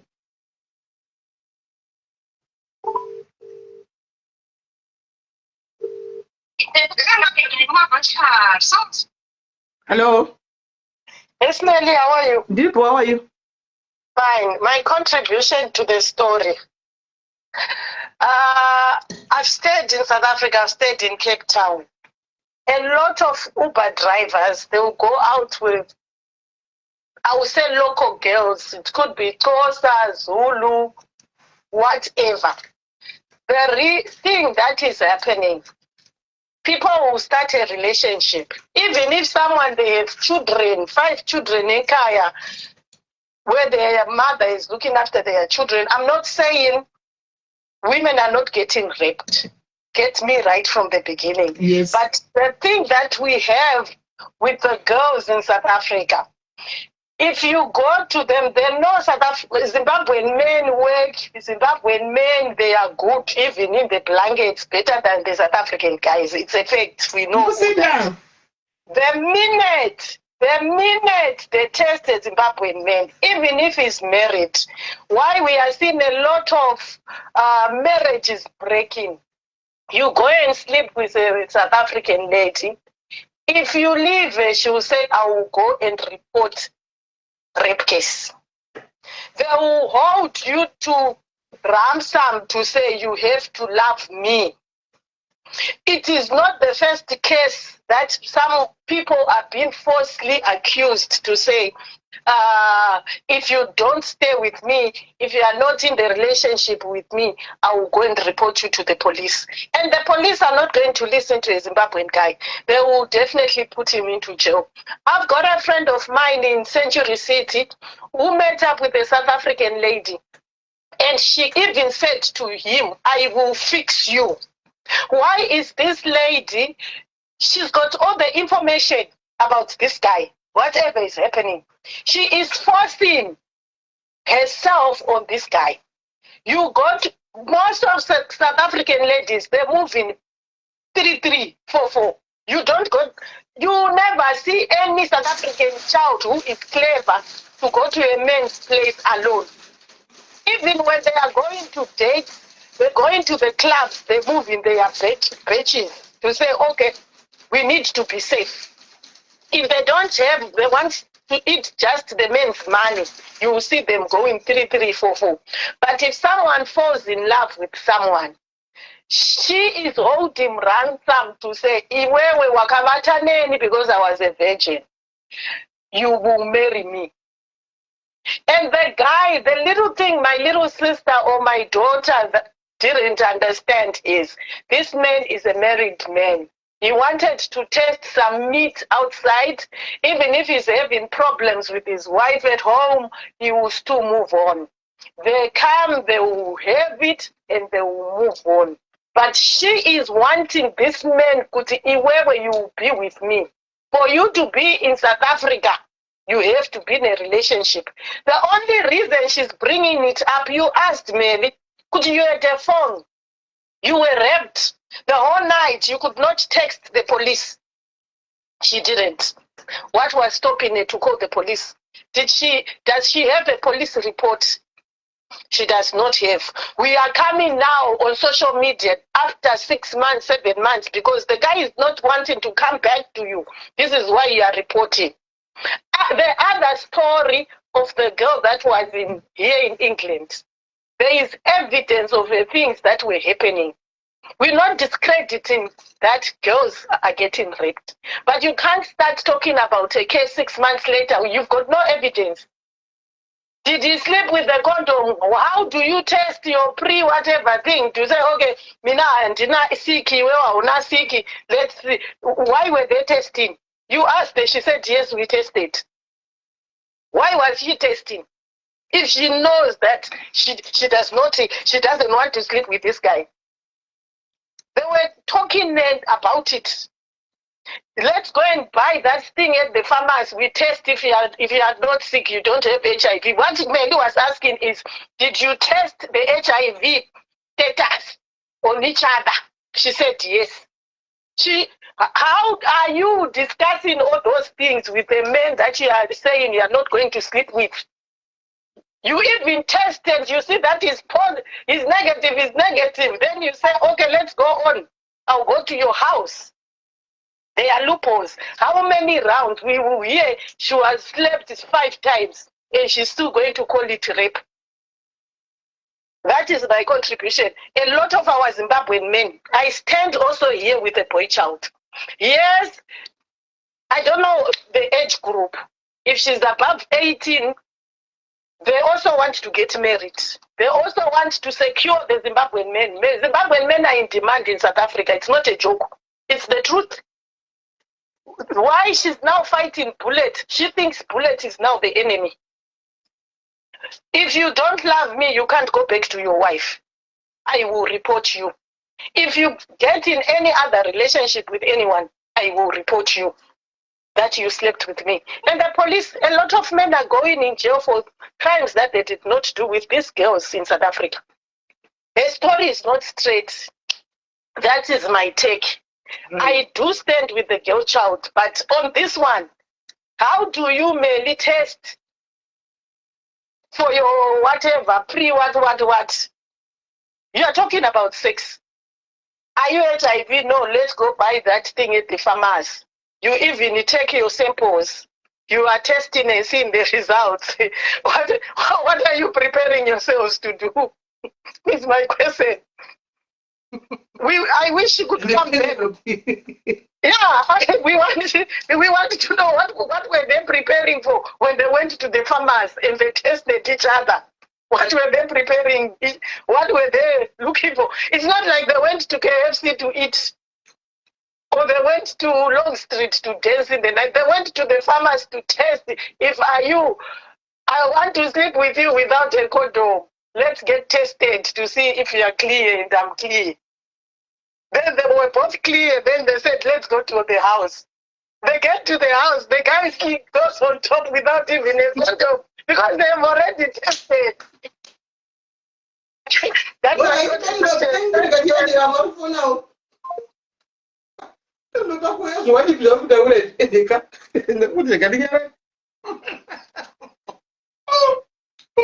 Penny. Hello, Susmeli. Hi there, how are you? Did it right, Marisai? Did it right. No, ine nangu nachida kutaura kuti nyaya yake musikana uyu ine ma loopholes a little bit, but nyaya yekuti akazoenda kumba nemukomana akafoswa akapinda mota achifoswa, yes, anogona kuti akaenda achida, but unogona kusvika kumba kwomukomana Sisimeli wochinja mind usingachade kurara naye. It doesn't have to force you. Unogona kuenda kumba kwake une fungo yekuti okay tichanorara tese, but wasvika ikoko unochinja mind, auchada munhu haangafanira kufosa. Hold on, Koda. Rumbidzai. Go and read the caption and I said kutanga. Musikana uyu ati ndiri kuda kuzotaura nyaya yangu ari kumbira platform, right? Kuti anzwikwe kune vanhu kuti mukomana uyu murume uyu rapist, right? I gave her the platform. She said it. We are even helping her kuti tinzwise mukomana uyu. Again, this is social media, right? This is social media. You cannot close kuti vanhu vape muono wavo. Antukunzwa. Saka zvoti Sisimeli hamusi fair. Munhu akupa nyaya iko zvino vakuita kunge munhu akuseka. Handikwanise kuudza vanhu zvekutaura and handikwanise kustopa vanhu kutaura. Handikuona zvakafanana iye anoita malive kune vane page vanonda page kwake anoita malive every time achitaura nezvenyaya iyoyi. Kune vanhu vanotaura zvakasiyana siyana kupage kwake ikoko. Votaura zvakasiyana siyana achiita live achitaura vanhu vachitotaura zvanoda mucomment section. Saka pano ndopaona pakukodzera kuti iwoyo uzotaura kuti kwanzi unfair because muri kurega vachitaura makuita kwake kuona kutotaura zvitori brutal. Enda kupage rake kuTikTok nerakanzi Queen wati rave Rizulu Queen rake riri papo.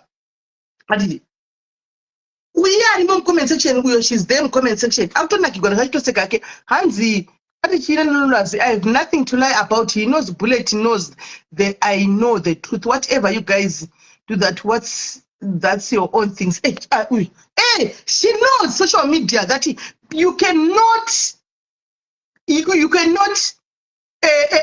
control what people says. She knows. The moment something goes on social media, guys, it's most of the times people, they change it to suit their own narrative. You get what I'm saying?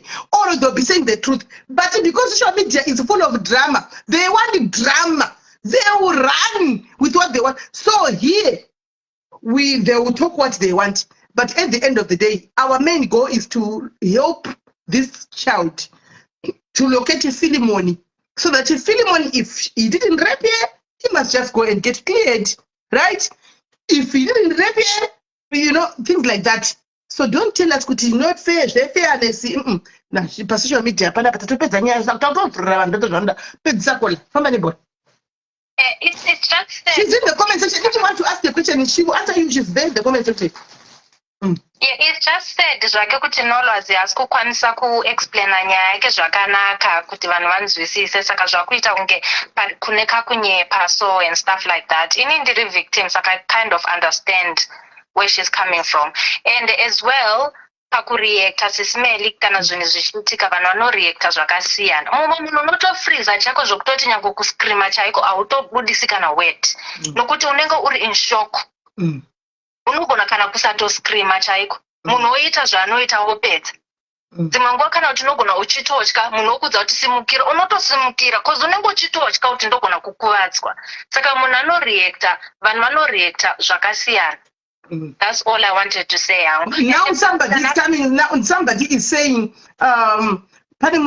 somebody wrote to say the girl Nolwazi demanded 20,000 from the guy.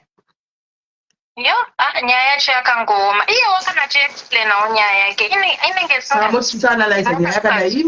so nyaya yacho hameno zvairi so. But inini semunhu akambopinda mazviri angu, I feel bad for her and I feel sad for her. I'm sending her all the love. Hopefully, kana zvakaitika, hopefully she gets her justice, honestly, because it's not a nice thing. Unogona kuenda kumba nemukomana. Guys, do not insult mwanangu. Musamutuke. Munova ine facts. Come admin team. Where are you admin? Royal my facts. Musamutuke. Anditika. Facts jete akutuka munhu facts. Yeah, I really do feel bad for her, and if akabatwa chaiko, I hope she gets her justice, because it's not a nice thing kana chinhu chakadaro chikaitika kwauri, especially pamunhu maybe unenge uchidanana naye, unenge uchimtrust, that then over kuviolate her like that is just not nice. So I just hope kuti kana if it's true, hopefully she gets her justice, honestly. Right. Yeah, that's it. Thank you, Sis Mary. Thank you very much, Kola. Thank you. Hey. Hani munhu nyaya inobuda makola nyaya kwete zvokuti mazuva media pano nyaya inobuda handi muri kuona inobuda izvo tasika zvezve 20k kana hino kuti shuwe kwati kunyeba kwai kungu akavhunza 20k akada kupuwa 20k mwana handi muri kuona saka chokwadi chinongobuda memuchiti musavhunze chinobuda chokwadi.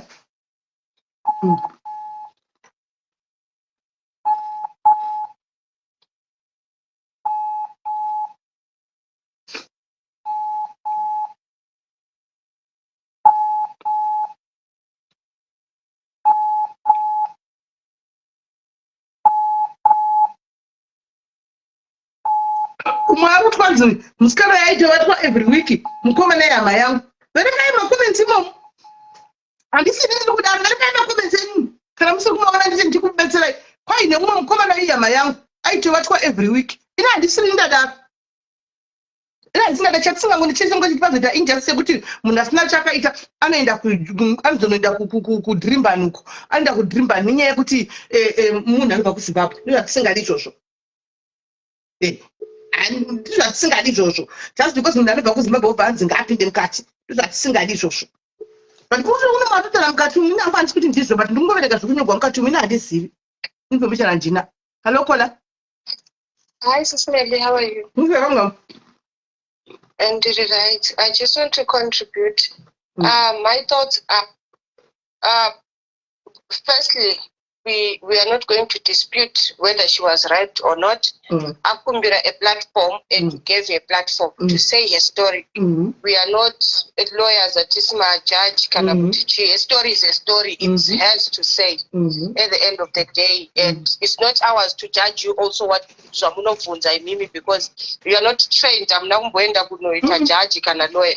So we also want to say, you ask the way you want to ask, because she came to your platform and you're not trained. With that being said, I would like as a mother, I will stand with both girl child and the boy child. The law will take its course, hopefully. And then at the end of the day, we all dated. I want to take every one of us, especially girls, back to our dating stages. You would go on command, like I don't know whether your mind would be frozen and it because we're not exposed. If you look back, you realize that we're raped. Hey guys, can I tell you, I'm comments on I'm standing grenya dzona sana ndibasara sezvimbuya zvisina ndibasara sengazvinde mushoko zvinori ndatichaure nyaya dzepano nyaya dzekumasitiko please for me not to comment handidi handiko handitodi kuzviona don't give an example ezvinhu zvekumasitiko muzakunendisiko ngatichaure nyaya dzepano please I beg you chii chinoilile chamuri kundudza pano shu who is she enderai mberi kwati. Okay, I was saying, but it's also okay. Ndaona mwachiti nyaya dzanoita paTikTok nezvataurwa pano. It's also at this TikTok. So we'll attend to what she said here. And ndangoti nditaure kuti many of us, if we look back nasi, exposed, we realize kuti pama dating stages edu we were raped. Tisina wona kuti we were raped because you would go maybe nemukomana muri kuirirana zvakanaka, but your mind is frozen kuti uri kunorepwa. And just kuti this girl was raped or not raped. But we tell you there are so many instances of rape that we were not exposed to and we're not taught to talk about. And it. So at the end of the day, it's not right for us to say our South Africans don't know it because she's not representing South Africans, she's representing herself. He is not representing Zimbabweans, he's representing himself. Whatever he did it on his own capacity as a person. He was raped as a person, not as because he's a South African. And also there is an element of this girl since he was married. I know maybe no,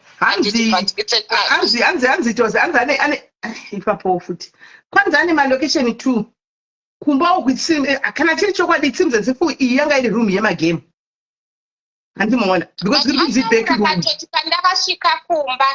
that's when I realized I think that's what she said, because when did you realize so it might have happened but she felt betrayed that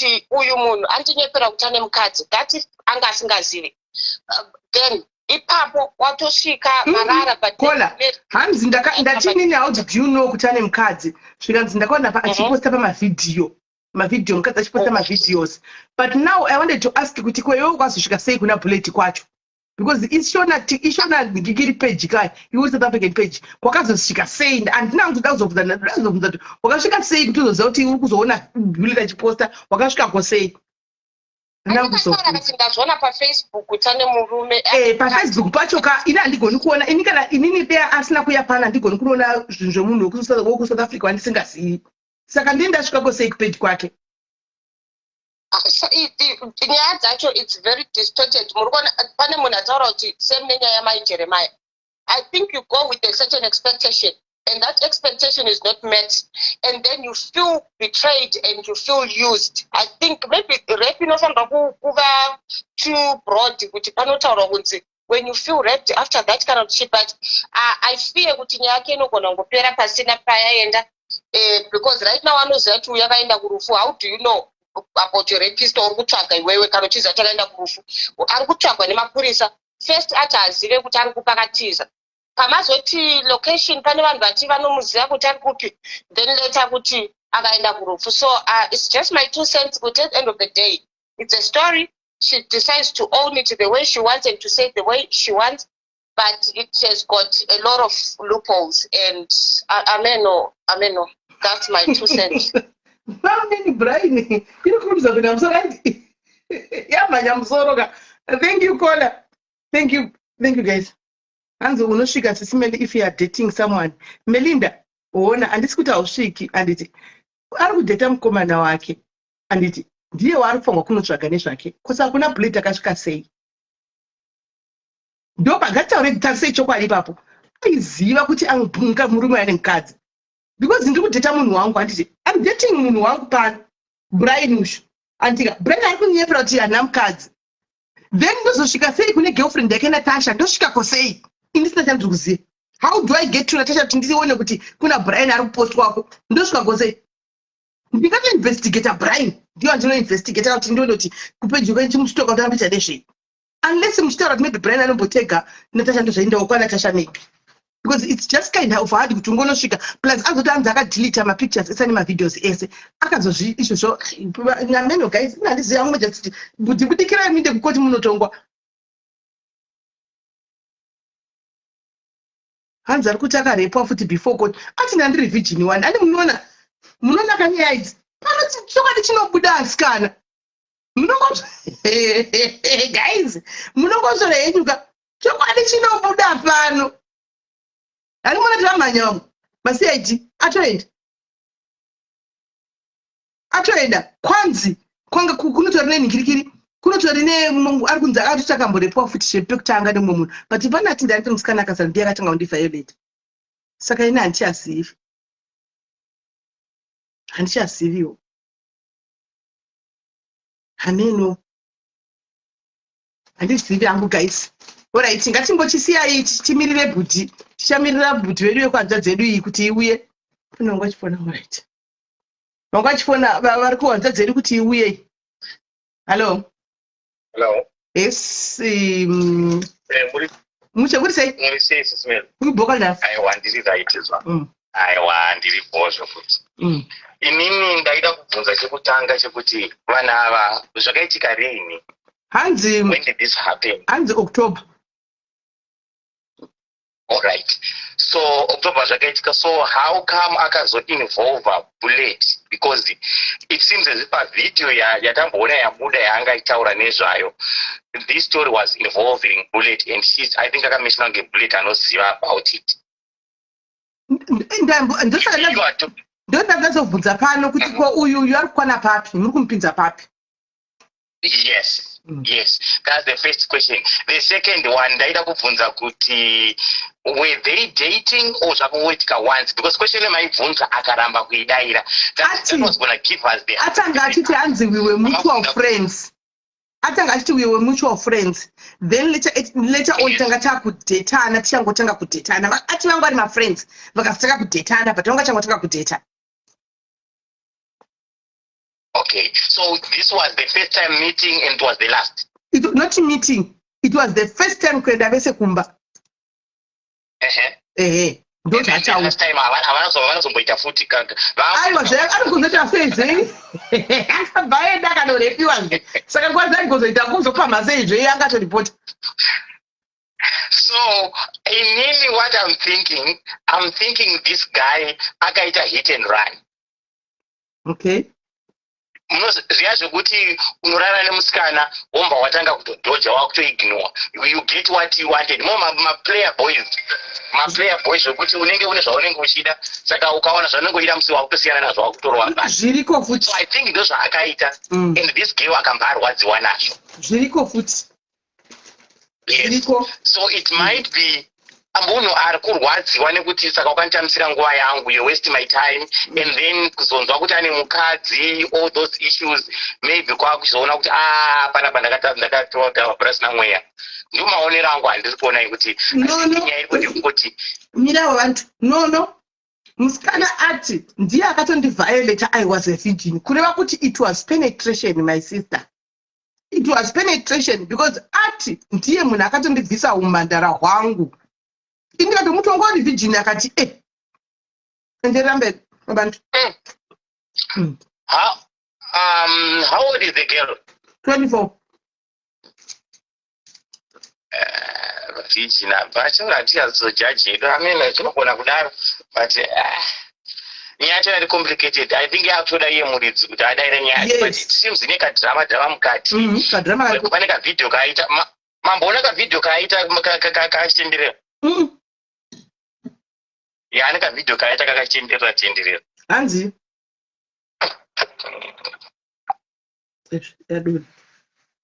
kune kavidhio atinsi kavidhio ndangopiwa screenshot nemwe munhu ndashandisa mona, saka ndo zvinhu zvanga zviripo. Ameno guys, tochimirira mukomana uyu kuti achiuya. Kana achiuya mukomana uyu tochitanga kutaura totonzwa kuti mukomana ane kudini.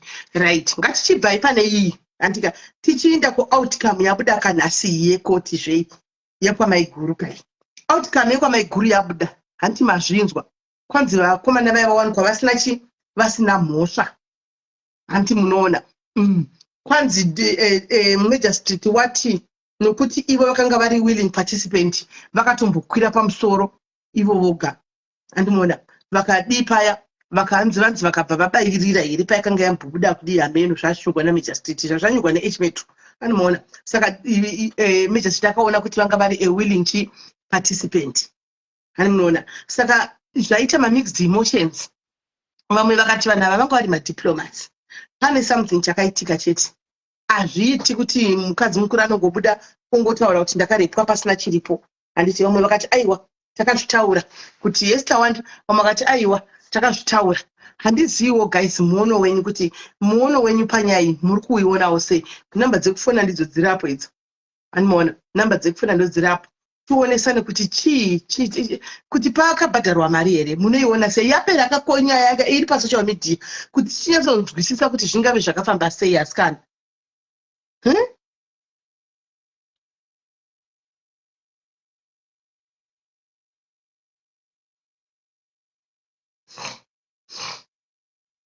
Amen.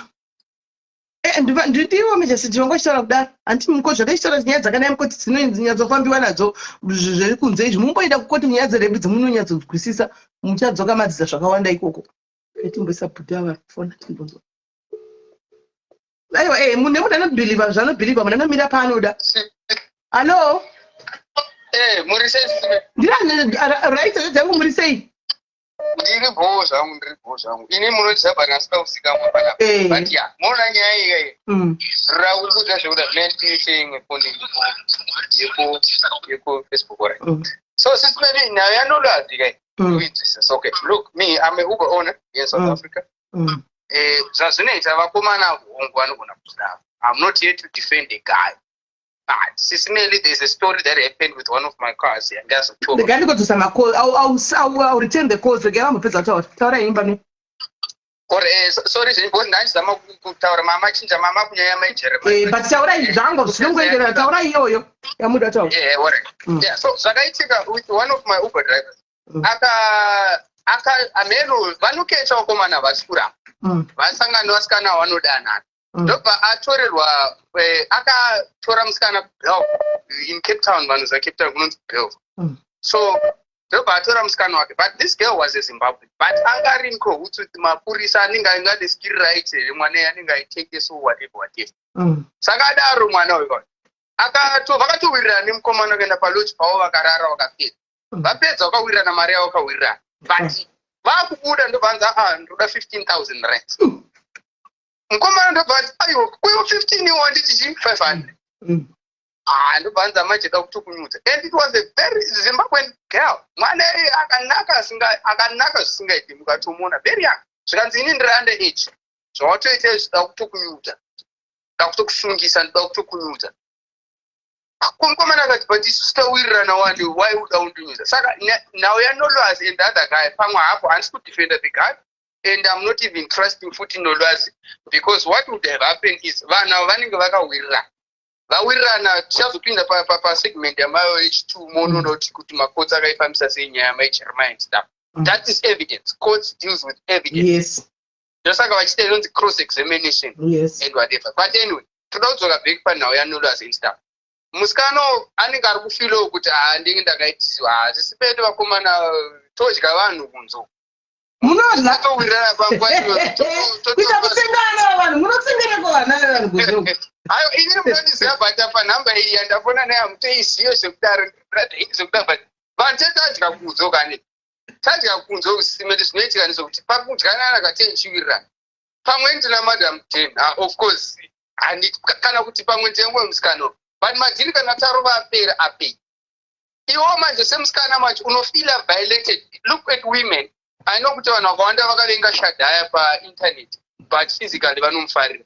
So zvazvinoita ndezvekuti ukarara nemusikana ngoyo inezemeni ndaona zvandaandichida and I'm done. Women fall nema-feelings. Vanofalla deeper with emotion.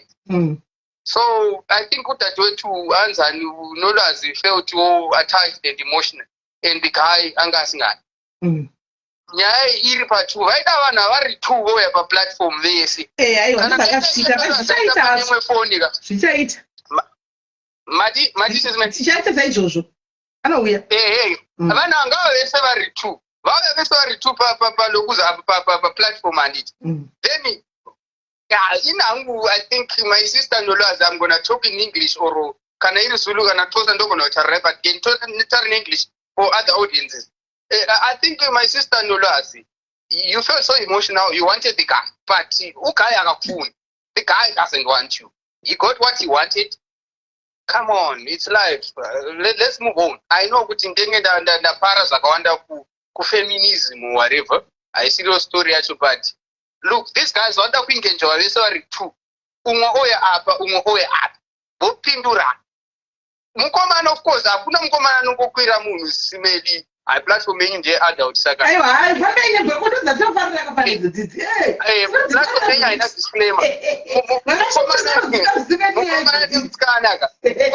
Mutini mukomana ndofana kunyemba kuti ndiro zvinhu kuti ndikwire maisa. Saka mukomana akazama metsi dzake ndobva apuwa chunu, ndobva arova chunu. Saka arova chunu, mukomana ngoyo anenge aida kukuriliso I don't know that whatever thing. Aida kukurilisa ndobva anyenga munhu kana akatorowa mazuva achinyenga. That's what men do. Men will chase you sisimeli just to sleep with you. And after that kana wana zvawana like it akaimba wanimwe suni now that you got what you wanted. Zvakapana nemapoliticians wakaona zvavari kuda vakavhotera anokangamwa 5 years dzose munotenge you don't exist. Saka handisi kuti ndiri kusapota the guy but ndiri kuti these people wanted to be engaged vose vari 2. Umwe oya apa, umwe oya apa, vouya apa. Nolwazi, we are not saying you are lying. And Ukai, we are not saying he's also lying. Both of them, they must come. Because women tend to be so emotional later. I know I give this guy my virginity. Why are you guys so? Systematically virginity, I want to tell you.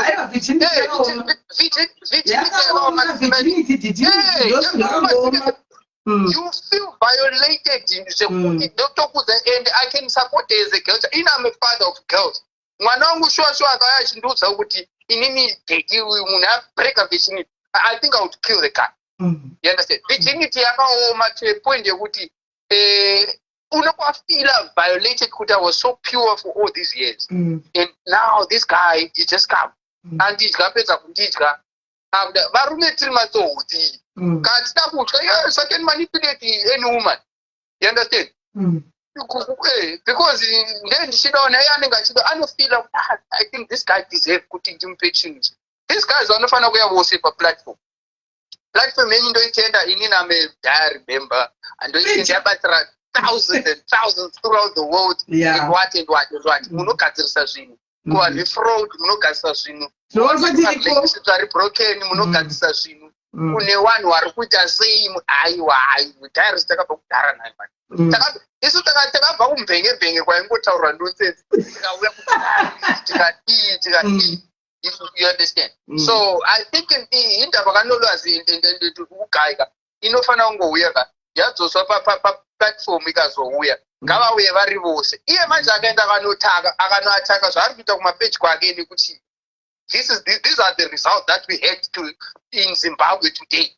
Muona zvaitika kuZimbabwe. These are the same things. Kuti yakatangira kuinternet internet kwaya malawyers asiri malawyer kwaya vanhu vane maopinion avasitakatorwa tikatopenga tikati we are standing namajema atuku ndikapenga ndichitukwa nevanhu ndichivabvira ndichimwira unozokuramba kuti navo ndakamira navasi kana neni zangu I'm still okay tatongoya kuna my Jeremiah again tauro my peace kana neni I still stand with my Jeremiah in this so as you know kuti in our country kune corruption yes yeah the courts are captured by the government and if you look at these boys they also belong to Msanga of course yes Staga of course my Jeremiah namari and so she was vulnerable at the time because there were lies from the beginning. The guys promised that we are which advert.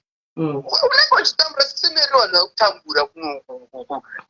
South Africa, like I was in Italy yesterday, that Zogan Africa, but Africa vanhu vachitambura masocial life yedu yati too big ati chimaomberera maokoti sei vakaomerwa. These guys they don't even own properties. What they have is ka page kekuti they like imi murisiro mundu kuziva kuno rustin regulate home and whatever but masocial lives hafanani ese because they come and pretend and sell vari kutengesa what they have so vakanyeberwa she was lured munhu kuona yatotaura kuti deception from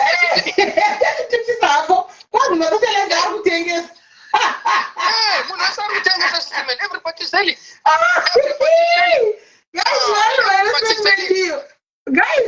everybody is selling munhu wese ari kutengesa uzive kuti chii saka because iyo zvazvinoita manje remember macourts atarise kuti social media iri kuti chii munogona kutukirira plus another thing is mazimbabweans tiri divided we hate each other yep because kune crew inoti indoda sisimeli crew imwe ichituka sisimeli munonyebera ninga asida kutaura mazita evanhu because I don't want to be sued munonyeba because pane nyaya dzevanhu vaiva vanikaita mari dzavo munonyebera ningi ndingakadedzana makazodzoserwa asi mabonzi munonyeba do you think sisimeli munodiwa nevanhu vakawanda munhu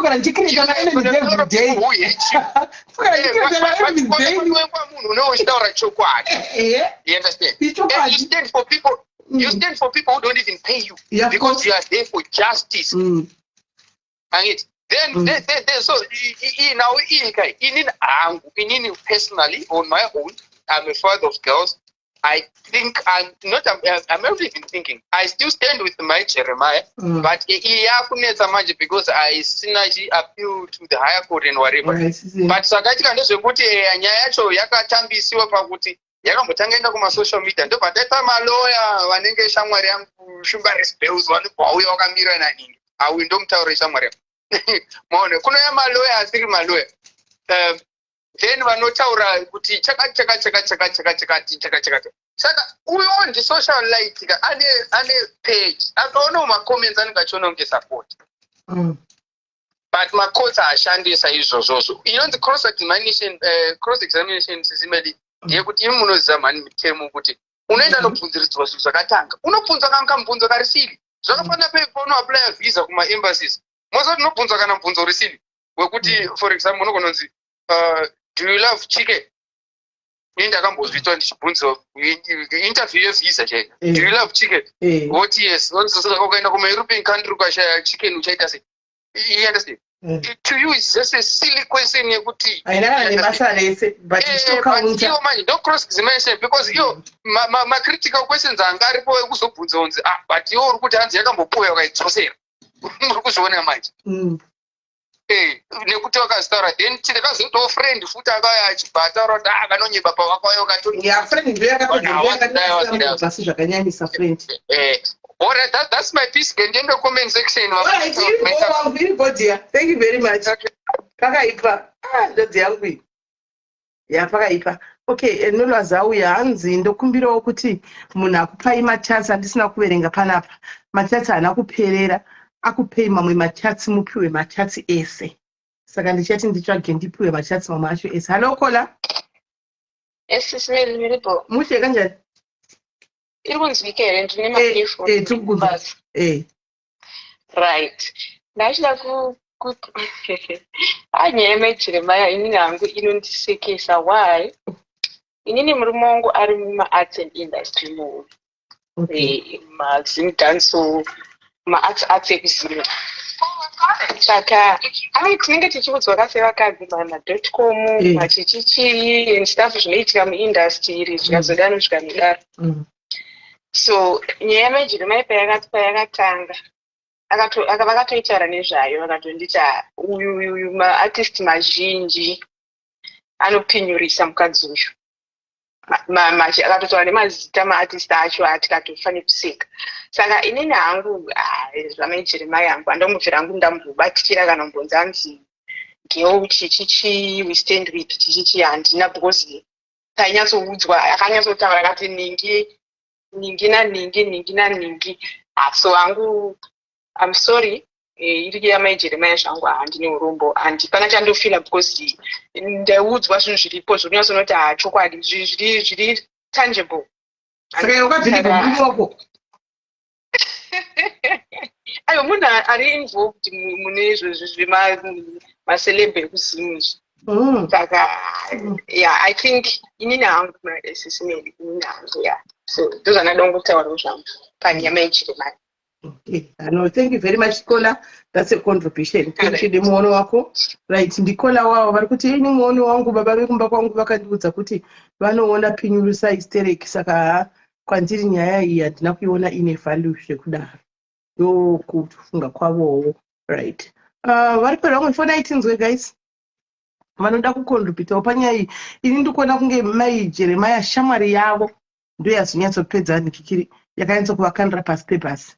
Shamwari yavo ndiyo yakavakandira pasi pebhasi. Shamwari yavo ndo yakapedzisa kukanda munhu pasi pebhasi kozi statement yekuti vakanyepa vakazodai nti ndakatomhanya like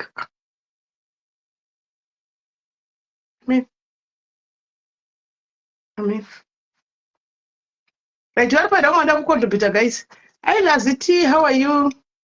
Vari paida kumada kucontributa guys. Vamwe vada kucontributa panyaya yerepi. Asi varume vari kucontributa fani.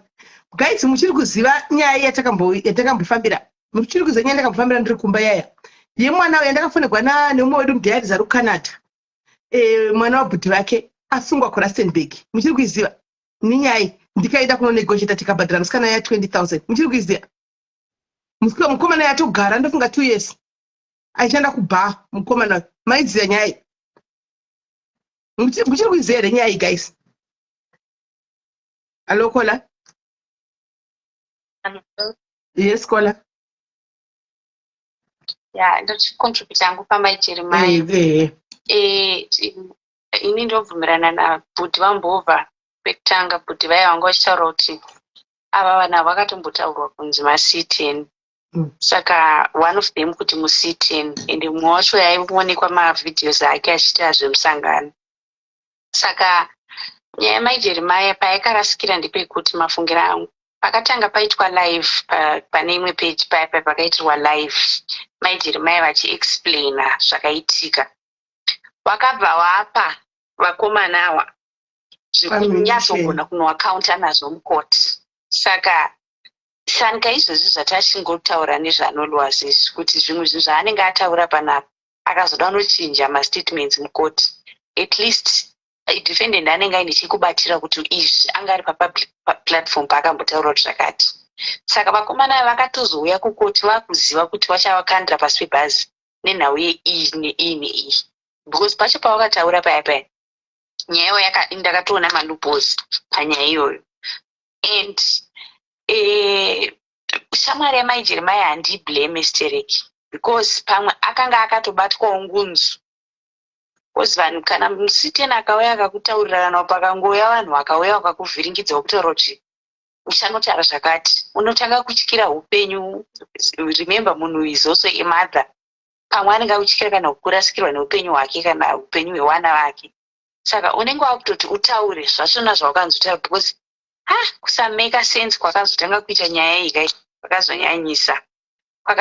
Saka ndofunga kuti pane zvakaitika zvisiri zvekuti vaiwirirana. Majesty apa reason yekuti vakatanga vaenda kunokwatafadza vachidawa vasati vaenda kupolisi. Ndo zvakanyogwa naMajesty. Izvozvo zvese izvozvo ingati chidai vakanga vaenda munoona kuti chisisimeni the fact yekuti nyaya yakabva yaunzwa papublic ini ndofunga kuti pamwe dai vakatoenda kwatafadzwa vanhu vakabatwa tafadzwa uchi akasaposta iwo bva waregedza kufamba naro mustreet mumafacebook streets nyaya isati yapinda mukoti. Nyaya inenge yakanyanyisa kurasikira pakuendeswa pamapublic platforms isati yapinda mukoti because vanhu vacho vaipomerwa. I'm sure zvavakashandisa zvakawandisa zvimaluppholes zvekutaurwa kwakaitwa pasocial media. Saka ini zvakatotidzidzisawo zvakawanda and inini hangu ndinomira nawo ndinosympathize nawo because inini handina hangu kuzomborepwa but ndakambopotsa ndarepwa when I was at varsity. Saka imwe mibvunzo inobvunzwa zvayo nevamwe vanhu yekuti kuscreama kana kuti chii sisimeli ndakanga ndapindana nemahwani ekuti andakugona kuscreama munhu iye paanga akuda kutondirepa asi ndakapona nepaburire tsono zvokuti apishona undongona hangu kuti ndimwari. Waimuziva munhu wacho? Burire tsono munhu wacho anga ari munhu wesister yangu, anga isiri sister but anga ari sister from high school. Zvazvokuti kana muri kuhigh school unenge uchiita zvekuti big sister yangu. Saka this girl ndiye akazotora maapplication letter angu because anga ati kuvarsity already nokuti anga ari 2 streams ahead of me. Saka akanondiaplayira ikoko kuvarsity kwaanga ari. Saka paakauya kuzonditambira ndawana nzvimbo akatouya nethis guy achitoti ava bamukuru wako. Saka ndakabva ndatangao kuti bamukuru chichi. Saka vaiti even paari kuuya nechikafu kana kuti aingotitorao little sister ototi handei kana kuti chienda unosiyiwa nabamukuru wako. Saka ndaingopawo that respect yekuti bamukuru. So saka uyu pane muso wezvazvokuti munhu anenge ainewo mamwe magemu akatonditi ndaenda kune mamwe magemu hangu handisi around. Saka mufesi wangu akauya unotoenda unotaura naye handichobva umudzi kuti ndaenda kwakati because aitaura zvekuti pane hama isurunzwa mushe ndaenda unoona.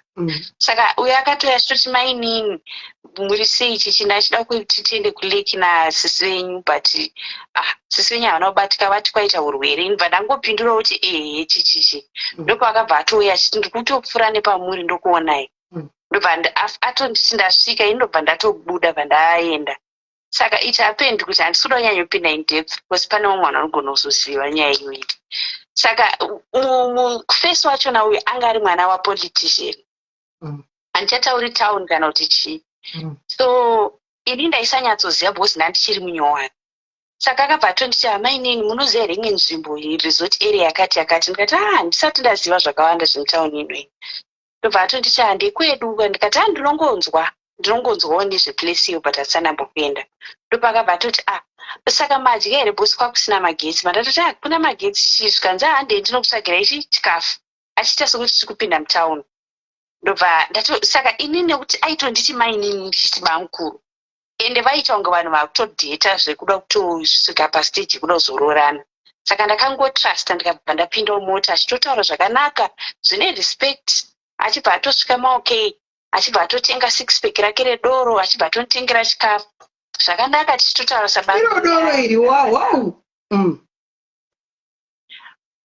Zvapera izvozvo ndopakabva atonditi handei ndinokuratidza ikwaikwa kwandandichikuudzai. Ndobva saka hana imwe aina umborowa ndakangofunga kuti ada kungondiradzawo kuresort area yawo yacho. Ndobva atodhiraivha achienda achitotaura zvakanaka soso sisi wenyuda kuzovaroora. Ndikati ini chitobvumiranawo nazvo. Tasvika ikokoko akamboramba akapaka motikari abva apinda abva azonditi handei munodya chikafu chezvabikwa panapa. Ana yangu yakandirova pandakasvika patebho yacho yataifanira kudyira paiswa inenge candlelight dinner sort of. Saka ndakangoti munhu abva aita zviri special kudai anangoti well. Saka akaramba achituti kuvanhu vepabhaa unzai mashotsi chakati imwai mainini imwai. Saka mashotsi acho anga awadisa sisimeli zvezvokuti I could not keep up. Guma ndakuti aiwa ndakwana mashotsi doro handishadi. Abva aramba achindimanikidza zvedoro zvazvokutoti imwa upedze doro.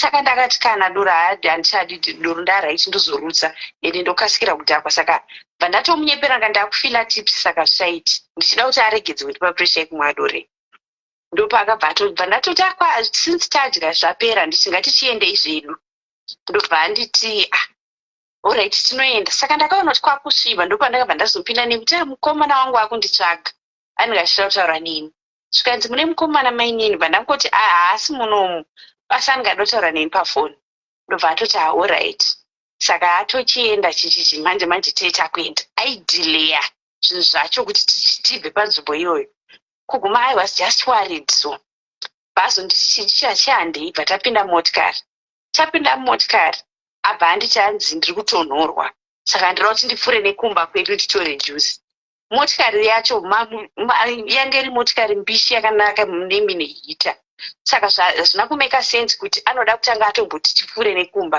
anotore bva mutibatidzai hita ende kwaisatonhora zvokuti ungatoti akaramba achiinsista kuti kana handemupa mangono pandinogara kwabva tasvika pamba paipi saka already paangadaro ndandaitaka kumudhura tichisvika akatobuda moti achitomhanyira mumba zviya zvokuti ari kumhanyira mumba kunge ada kunotora juice asvika padho akabva adzoka pamota bva atoti pindai muone mumba medu bva ndatomuti aiwa time haichanditenderi ndozoya mumwe musi zvikanzi aiwa patanga takukakawadzana so I felt kuti time iri kumuvha regai ndingobuda tipinde mumba macho kwabva ndasvika tichingovhura dhoo achipinda mumba ini ndaisatombozira nezvemumba macho akabva angondibata zvine simba zvazvo abva atanga kutozvimanikidza kutondikisa achidi ndakastrugla zvazvo kutadza kuita come to reality kuti zvinhu zviri kutoitika iri kana ndiri kurota so thank god mazuva iwayo ndakapfeka chizvitamitaka izvo zvinopinwa zvazvo zvine mapindi zvazvo zvedumbu zvazvo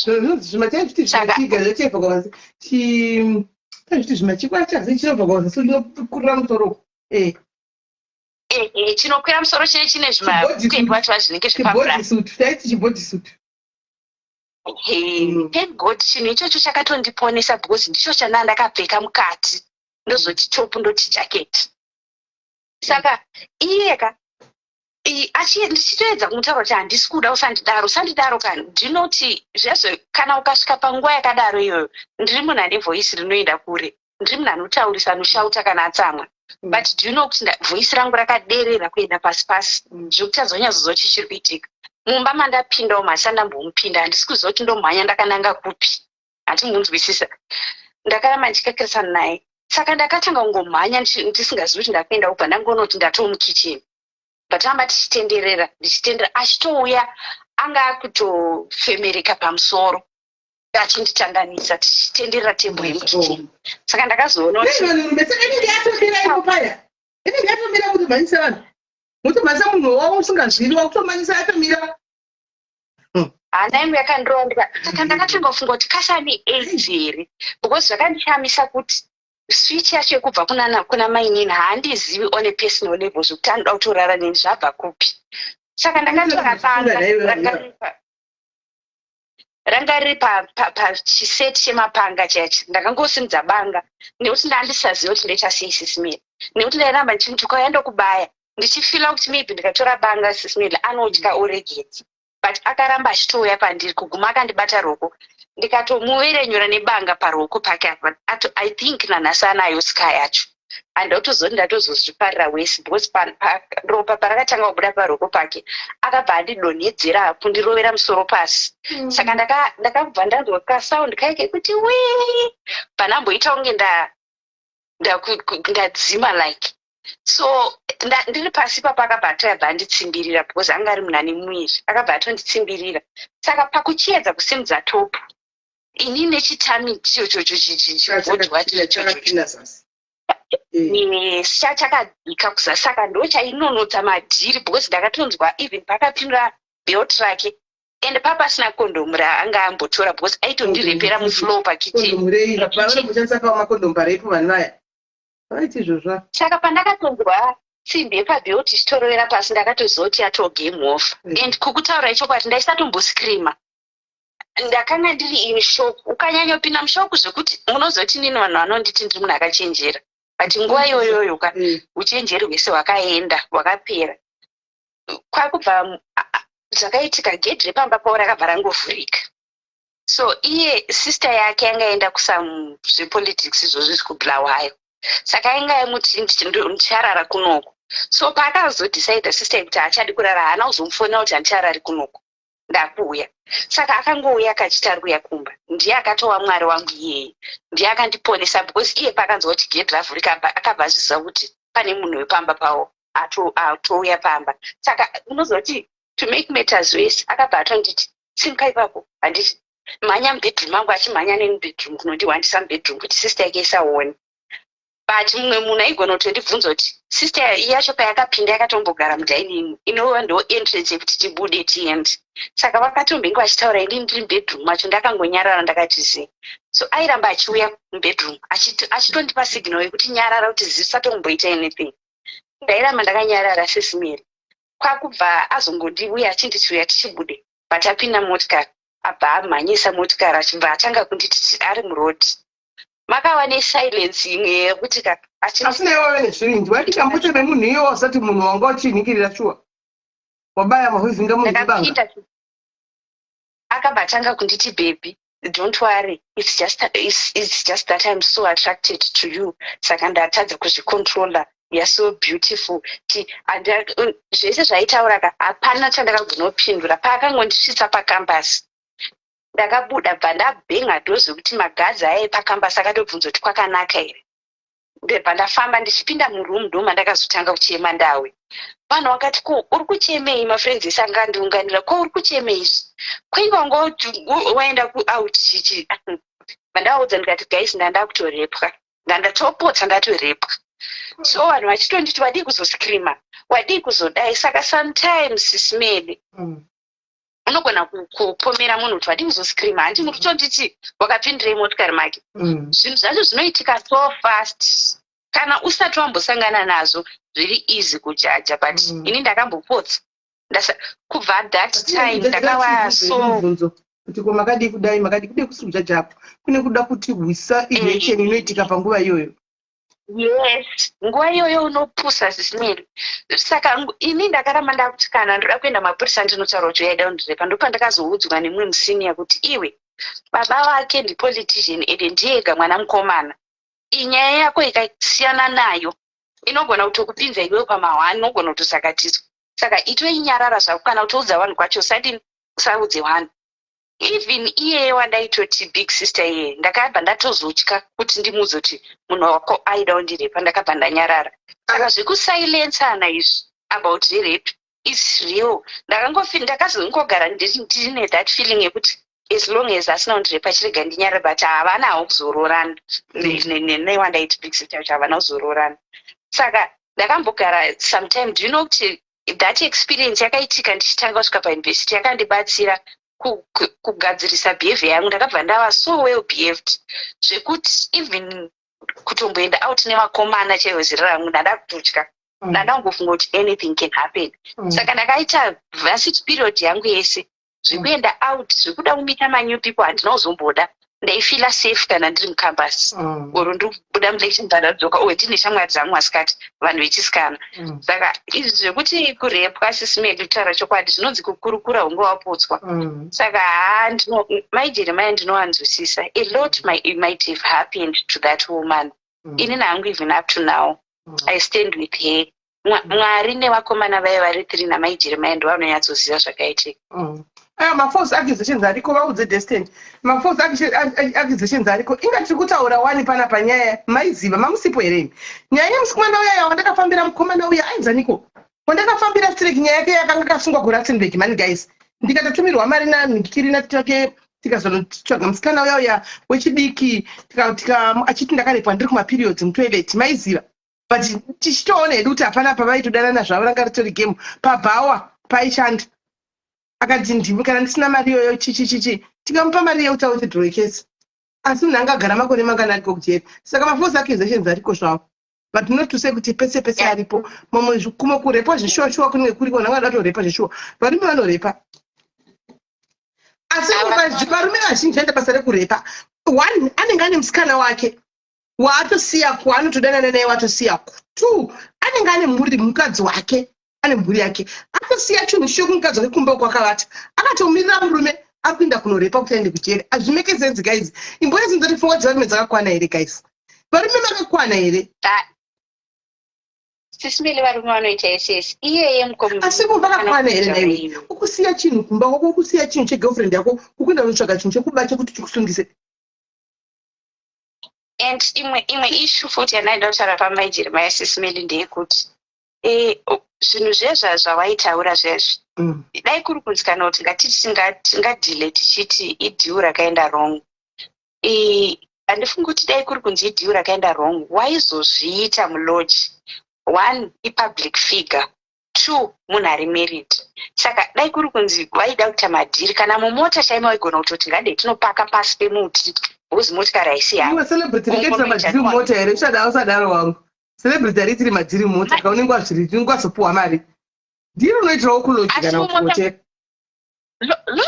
loji uri sisimeli mungapinde muloji saka unofunga kuti masishareti atagonzwa masishareti amadhiresa uri funga kuti anoitira pai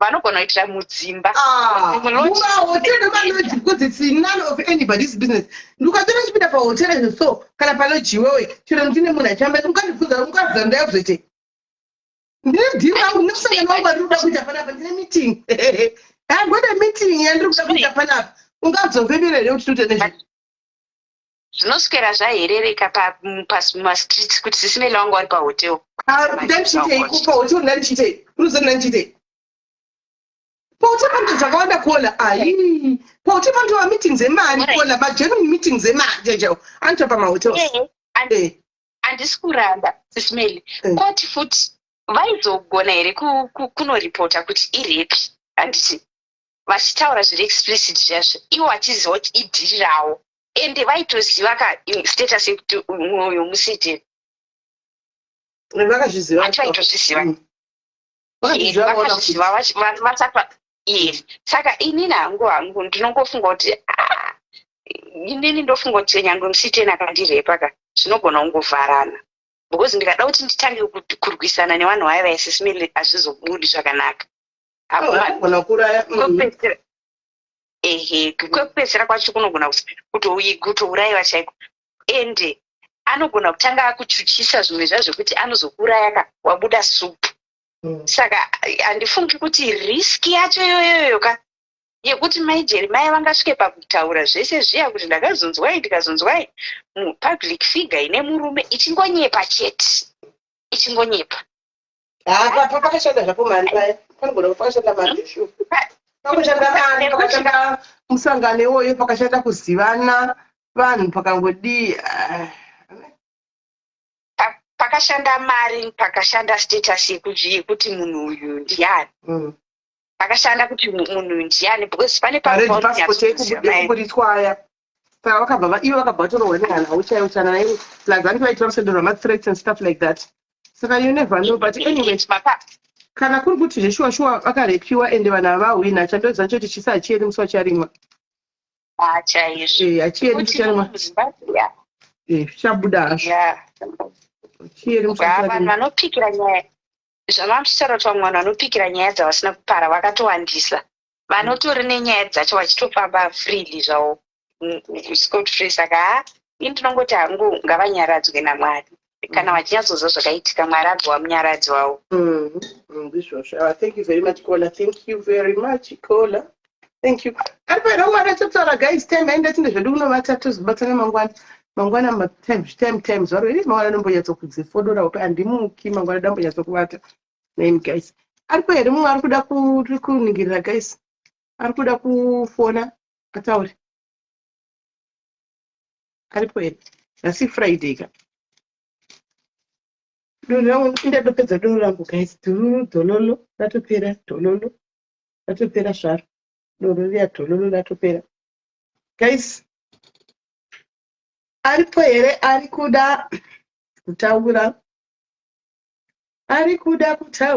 aripo here ari kuda kutaura aripo here kana pasina nda kuida mu guys kuna mangwana Ngoya nombozorora zvangu ndozokubata time.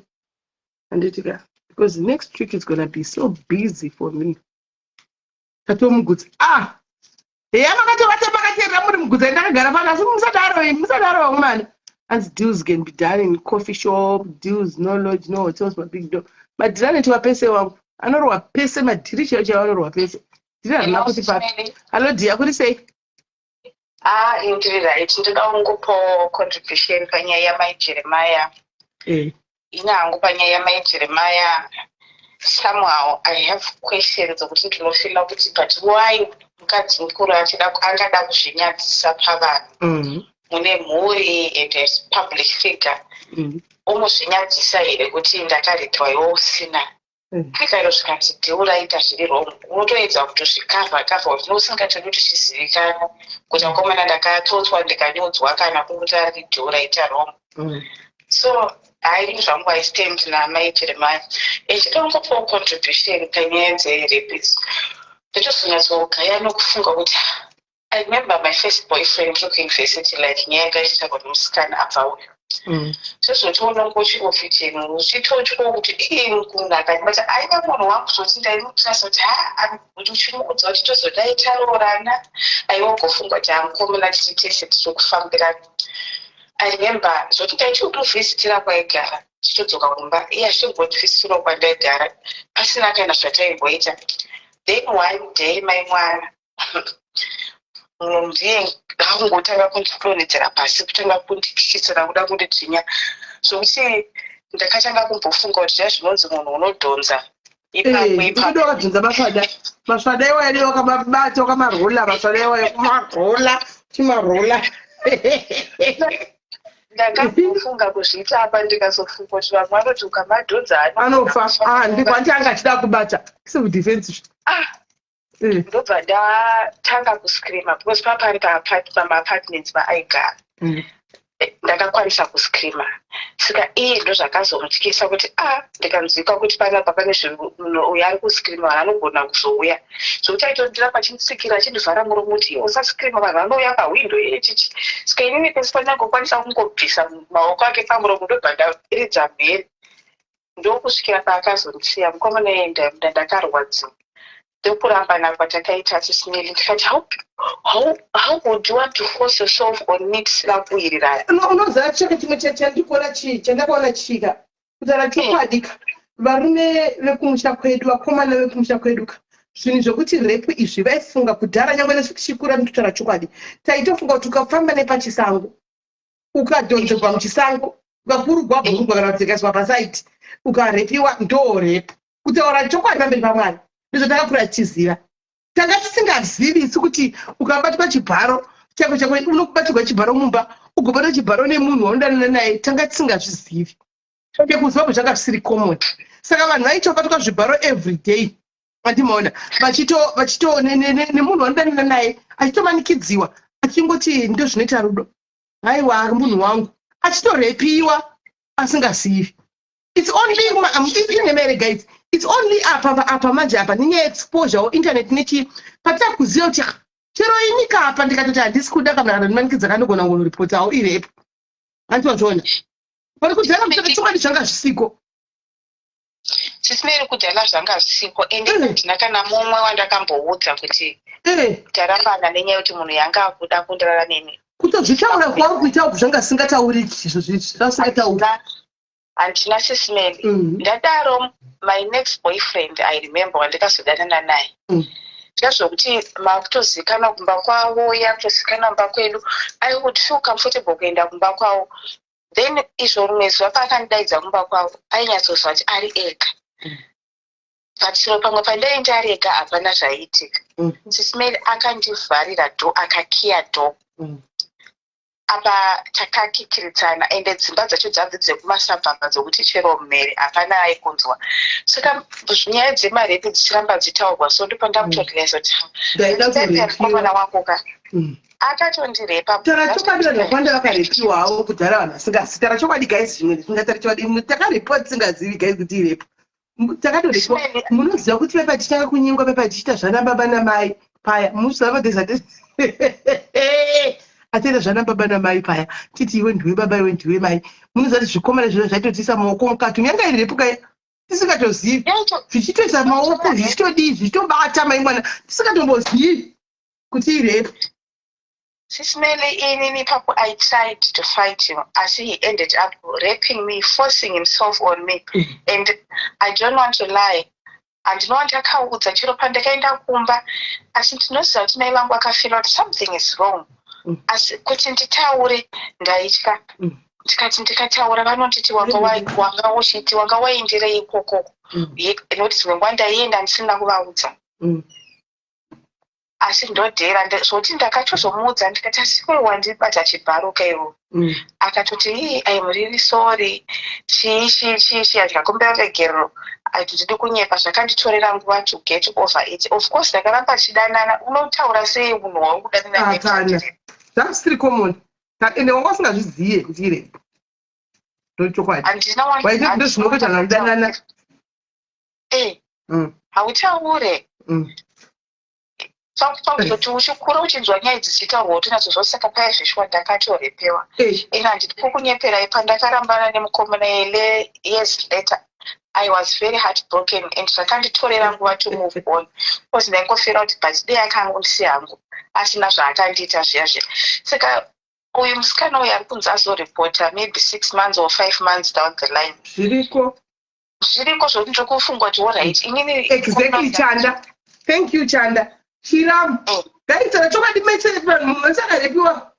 Kana chokwadi munhu wese at some point takarepiwa. Chiramu chiya. Vana vangu vachibvuta mazamu kwai tikunafa mahafu vachinafa ikona zvokutamba kubata kuti zamu magara chingodzi irepu ya guys taitorepiwa usingazoti kutobatwa repu ka uchitoitwa repu usingatozivi mai mwana usingatozivi ngozifunga izvisimeli zvanditoro takazorambana nemukomana we2 years down the line. Moti dai ndakati wora cheke ndinoreporta kuti ndarepiwa panaindi deliver akatadza chibharo pataidanana panaitwa plus kudhara vaingofunga kuti rape ndiyo penetration vaifunga kuti rape ndiyo penetration anoti iko zvino kurepiwa tangenza kuti kurepa unogona kusati wapenetration but wakatorepiwa anomaona kutara chokuma guys mungatoseka imita kudara kumahumbo kwako yaka waitoti wapedza kuvachiva zvikomana zvachita ana baba vachisa zviwoko zvavo mumaprogram vachisa zviwoko mangwana otomuka achiti asi handei ndiyo ndotanga handei nhasi handei toita zvana zvemadzimba anoita zvedzimba tovaka dzimba nhasi ndiani baba iona uzatoti yakandondibata uyu ndinoda kuita naushu uyu ndiye baba ndini ma Zogera, kunobatwa guys, hatichikura aiwa I think vakadzi vazhinji vari kumpunyikidzwa but it's hard to come out. It's not easy. It's not easy. Of course variko vanofremera vagara vanenge vari muchigame chacho but it's not everyone. Sexual abuse. Waitwa sexual abuse kana kuziva kuti zvirino kune vamwe chida kuti reality check chachirezitara zviri check vamwe vaitofambira nabankuru kunobatwa masamu kutoitiza kumba kuinda kuna banku kuti vanondinafa vanomulafa because aitira igwana zvangatojaira hakuna munhu angasazoti zvinhu zvakatoipa kutoa sexual abuse panapa munhu anenge asingadozivi kutiza kumaenda kunonafiwa usingatozivi kuti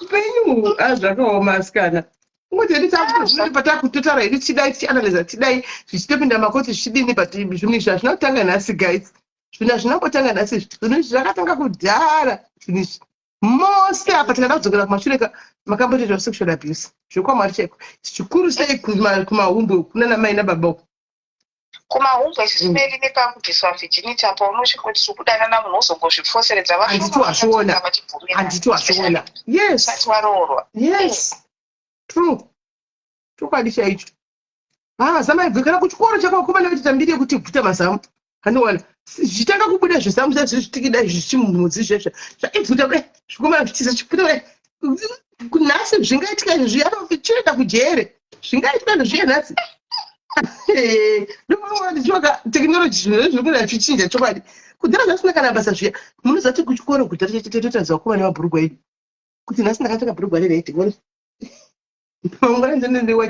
kuti iwe hawatati uri kunyamba ndakapfeka repingi wona ndokutaridza zvausingakakosha zvisingakosha zvaizvozvi ndikutashwa nditokunditorangana nditori grade 7 tetotadzana mabhurugwa isu muklasi isu nevakomana achiti ndakuona kune ndakuona ugara beya anonge akapfeka bhurugwa reblack oda kupruva poindika woti nhema dzako kunyeva iri repingi uchitomusabhira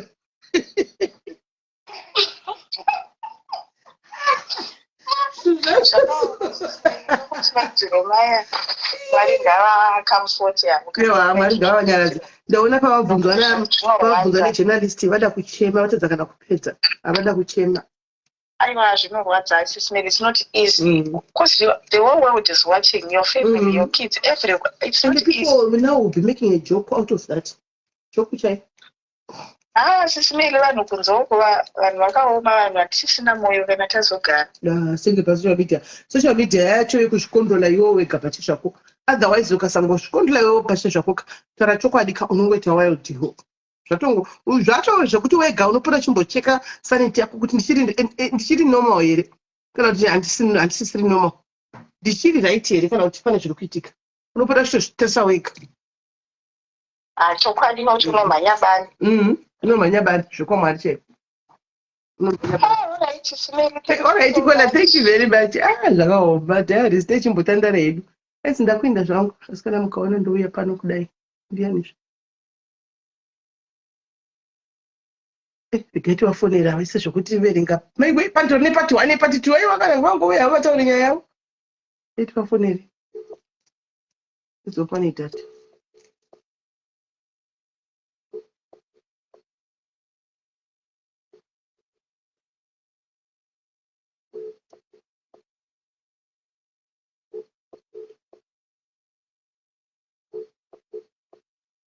ishuwa nachero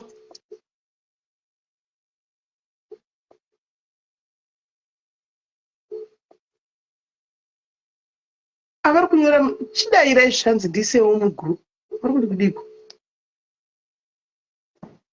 ndisewo mugroup ndione maadvice kuinga ndiri kufona wani ndiri kufona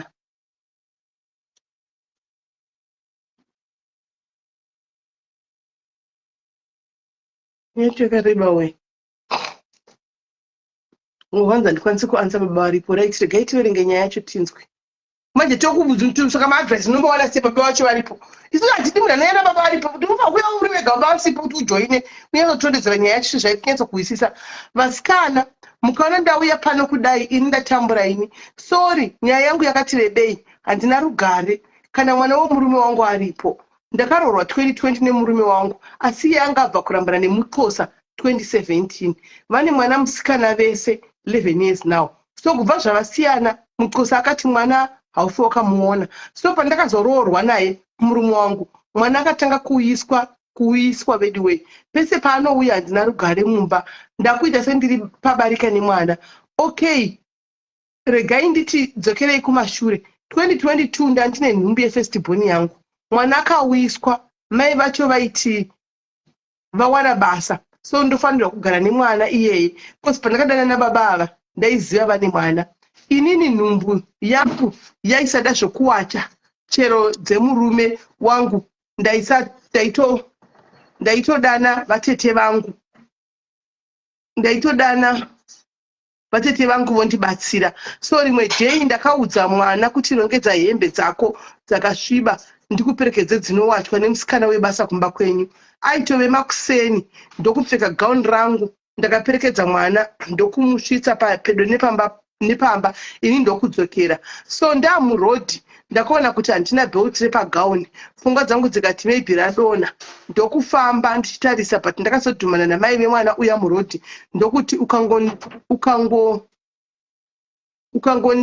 ukungondeya wasiya mwana wangu nani ndakavaudza kuti ndamuuyisa kumba kuzowachirwa hembe ndikashaudzwa nekubayiwa umaishi mind you nditoriwo zvangu muforena handina kachero ID zvayo kuno handina kumbodzorera ndaitya mapurisa ndaisatoziva kuti ukanoripota kuno havanei nekuti uriwe muno here kana kuti aiwa. Vana mama vamwewo vakauya vakabata vakati enda unoripota, but ndakatya. Ndakumba ndakasvika ndikazvikira ndokutevera havo kwakutanga kurova dhoo nematombo hanzi buda, but handina kubuda kusvikira vaenda. Manheru baba vakauya, vavakidzani ndokuuya kuzotaura zvavakaona zvese kuna baba. Baba vakabatikana ndokufonera muposa vachimushaudha, then ndokupa mwana foni kuti arekodhe kuwhatsapp ndokuti iwe dedi uriwe kumama ungasapota uchisiya ini mwana wako. Baba vacho ndokubva ndokuti nhasi wakumudana nezita, but kana uri kuno usend 2 part 2 now, right? Wakumudana nezita nhasi, but kana uri kuno unoti mama. Usafe wakadzoka kuno. Mai nemwana vakatama kubva mutauni yataigara vachienda kwavakakurira. Ndakatombofarawo ipapo, but ndazvara mwana October 2022 ndokuuyiswa futi apa ina baba vake hatiudzwi. Tongoona mwana auya, ndakagara naye mwana uyu achiti akatanga kumudhura. Baba vake pavanouya kubva kubasa ndaichiona iye ofara zvake. Then 2023 ndakati maya beta ndiende kozi takuita setiri pabarika nemwana. Baba vacho vakazotumira mari yekuti nditore passport nekuti ini nemwana tidzoke. Pandakadzoka January 2024 aivepo, but yaingova ngoma ndiyo. Then mumwe musi ndokutanga kundituka, hanzi munomupa baba wangu tisiyei muende. Akatanga kuisira mabhaketi ane mvura pasi achitora mablankets achikanda mumvura. So ndakabva ndanzi nevavakidzani fonera baba vacho. Then baba vacho vakati ndimurove. So ndakamurova mbama ndokuenda kushamwari yamai vake ndokunoudza mai vake pafoni.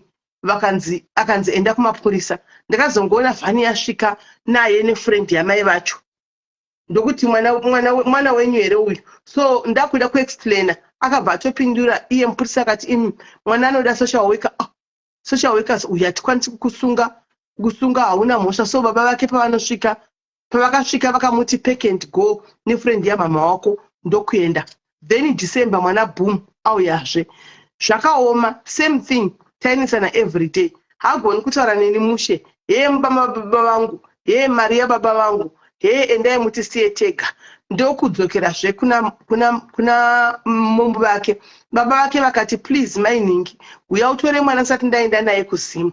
Pavakauya akauya naye, paakauya akaenda naye. Then this month mwana angokwiriswa mota kuuya apa ipay forward hatina mari imika. Now akundishaudha then ndikamupindura zvinorwadza. Then baba vake vouya akamudhura ndochaudwa zvokurevesa kuti handimude. Kubva zvauya mumba no sex koza harare. Pese patinomuka anenge angomuka chete apa iwani room. Ndodiwe pose panouya mwana uyu mumba hamugariki. Mai vacho vanomuudzira zvokuita ina handichazivi kuti ndodiwe. Imhosva here kuita mwoyo wakanaka.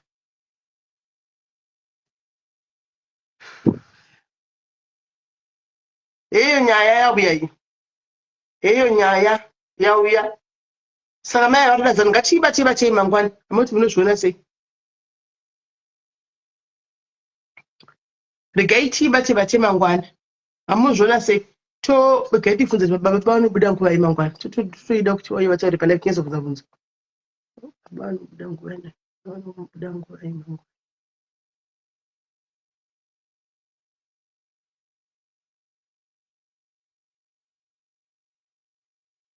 Mwana akatotumwa immortality spirit. Akatotumwa kunzi usaende kunorara.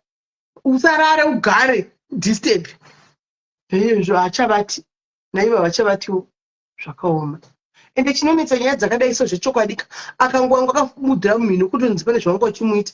Iwe pane munhu usina chaunenge watoita. Chera kachinja kugara mwana baba vakanongotevera. Anongopuwa adresi uya. Mai vakufurira mwana. Mai varikufurira mwana. Ari kutumwa namai exactly. But chinoitika mai ndechekuti baba vanenge vasingashuwisisi. Hanzi nanai kusana ngabuda. Saka anodzoka nguva iyi ndiyatsokuona time suitable. Anodzoka nguva iyi. Varikutoda advice chaiko. Anotsoka nguva.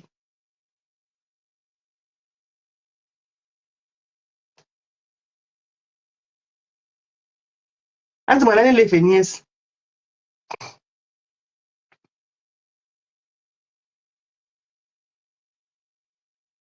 Saka tovabata anzi anzokana 6 manheru toita masikati.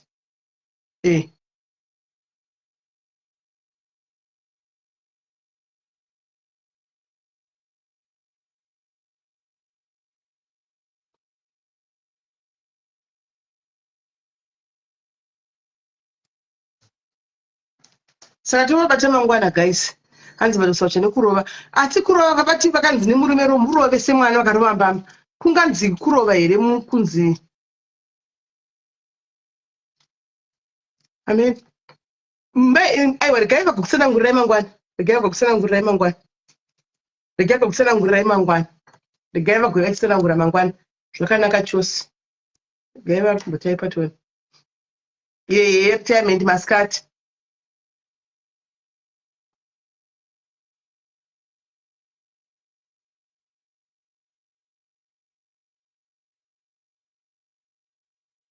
Mirai vari kumbonyora mirai.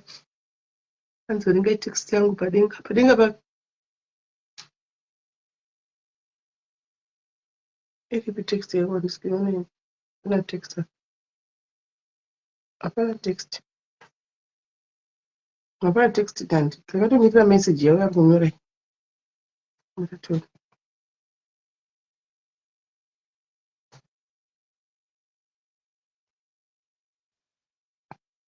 Anzi existed shishi. Mirai tione message yavo vari kunyora.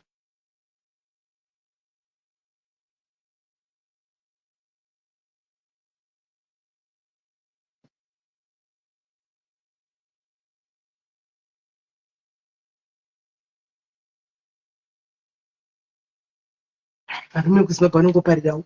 Ipapo unotora nemakusa uchiroora vakadzi kusimu mapere. Zvakaoma henyu nhasi chaiko paabva vakatoremekwa mai avo.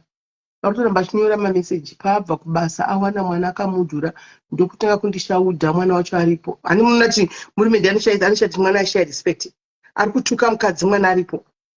Mwana wacho aripo iye mwana anga ave kutoita zviya zvokunditarisa achimunya miromo nemaziso kuti chocho. Guys.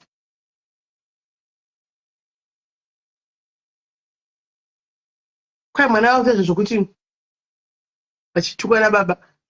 Mwana anga kuita zvokuti wanya. Murume wacho ndiye ariromo. Ndivati shame. Sorry henyu kutaura mangwana.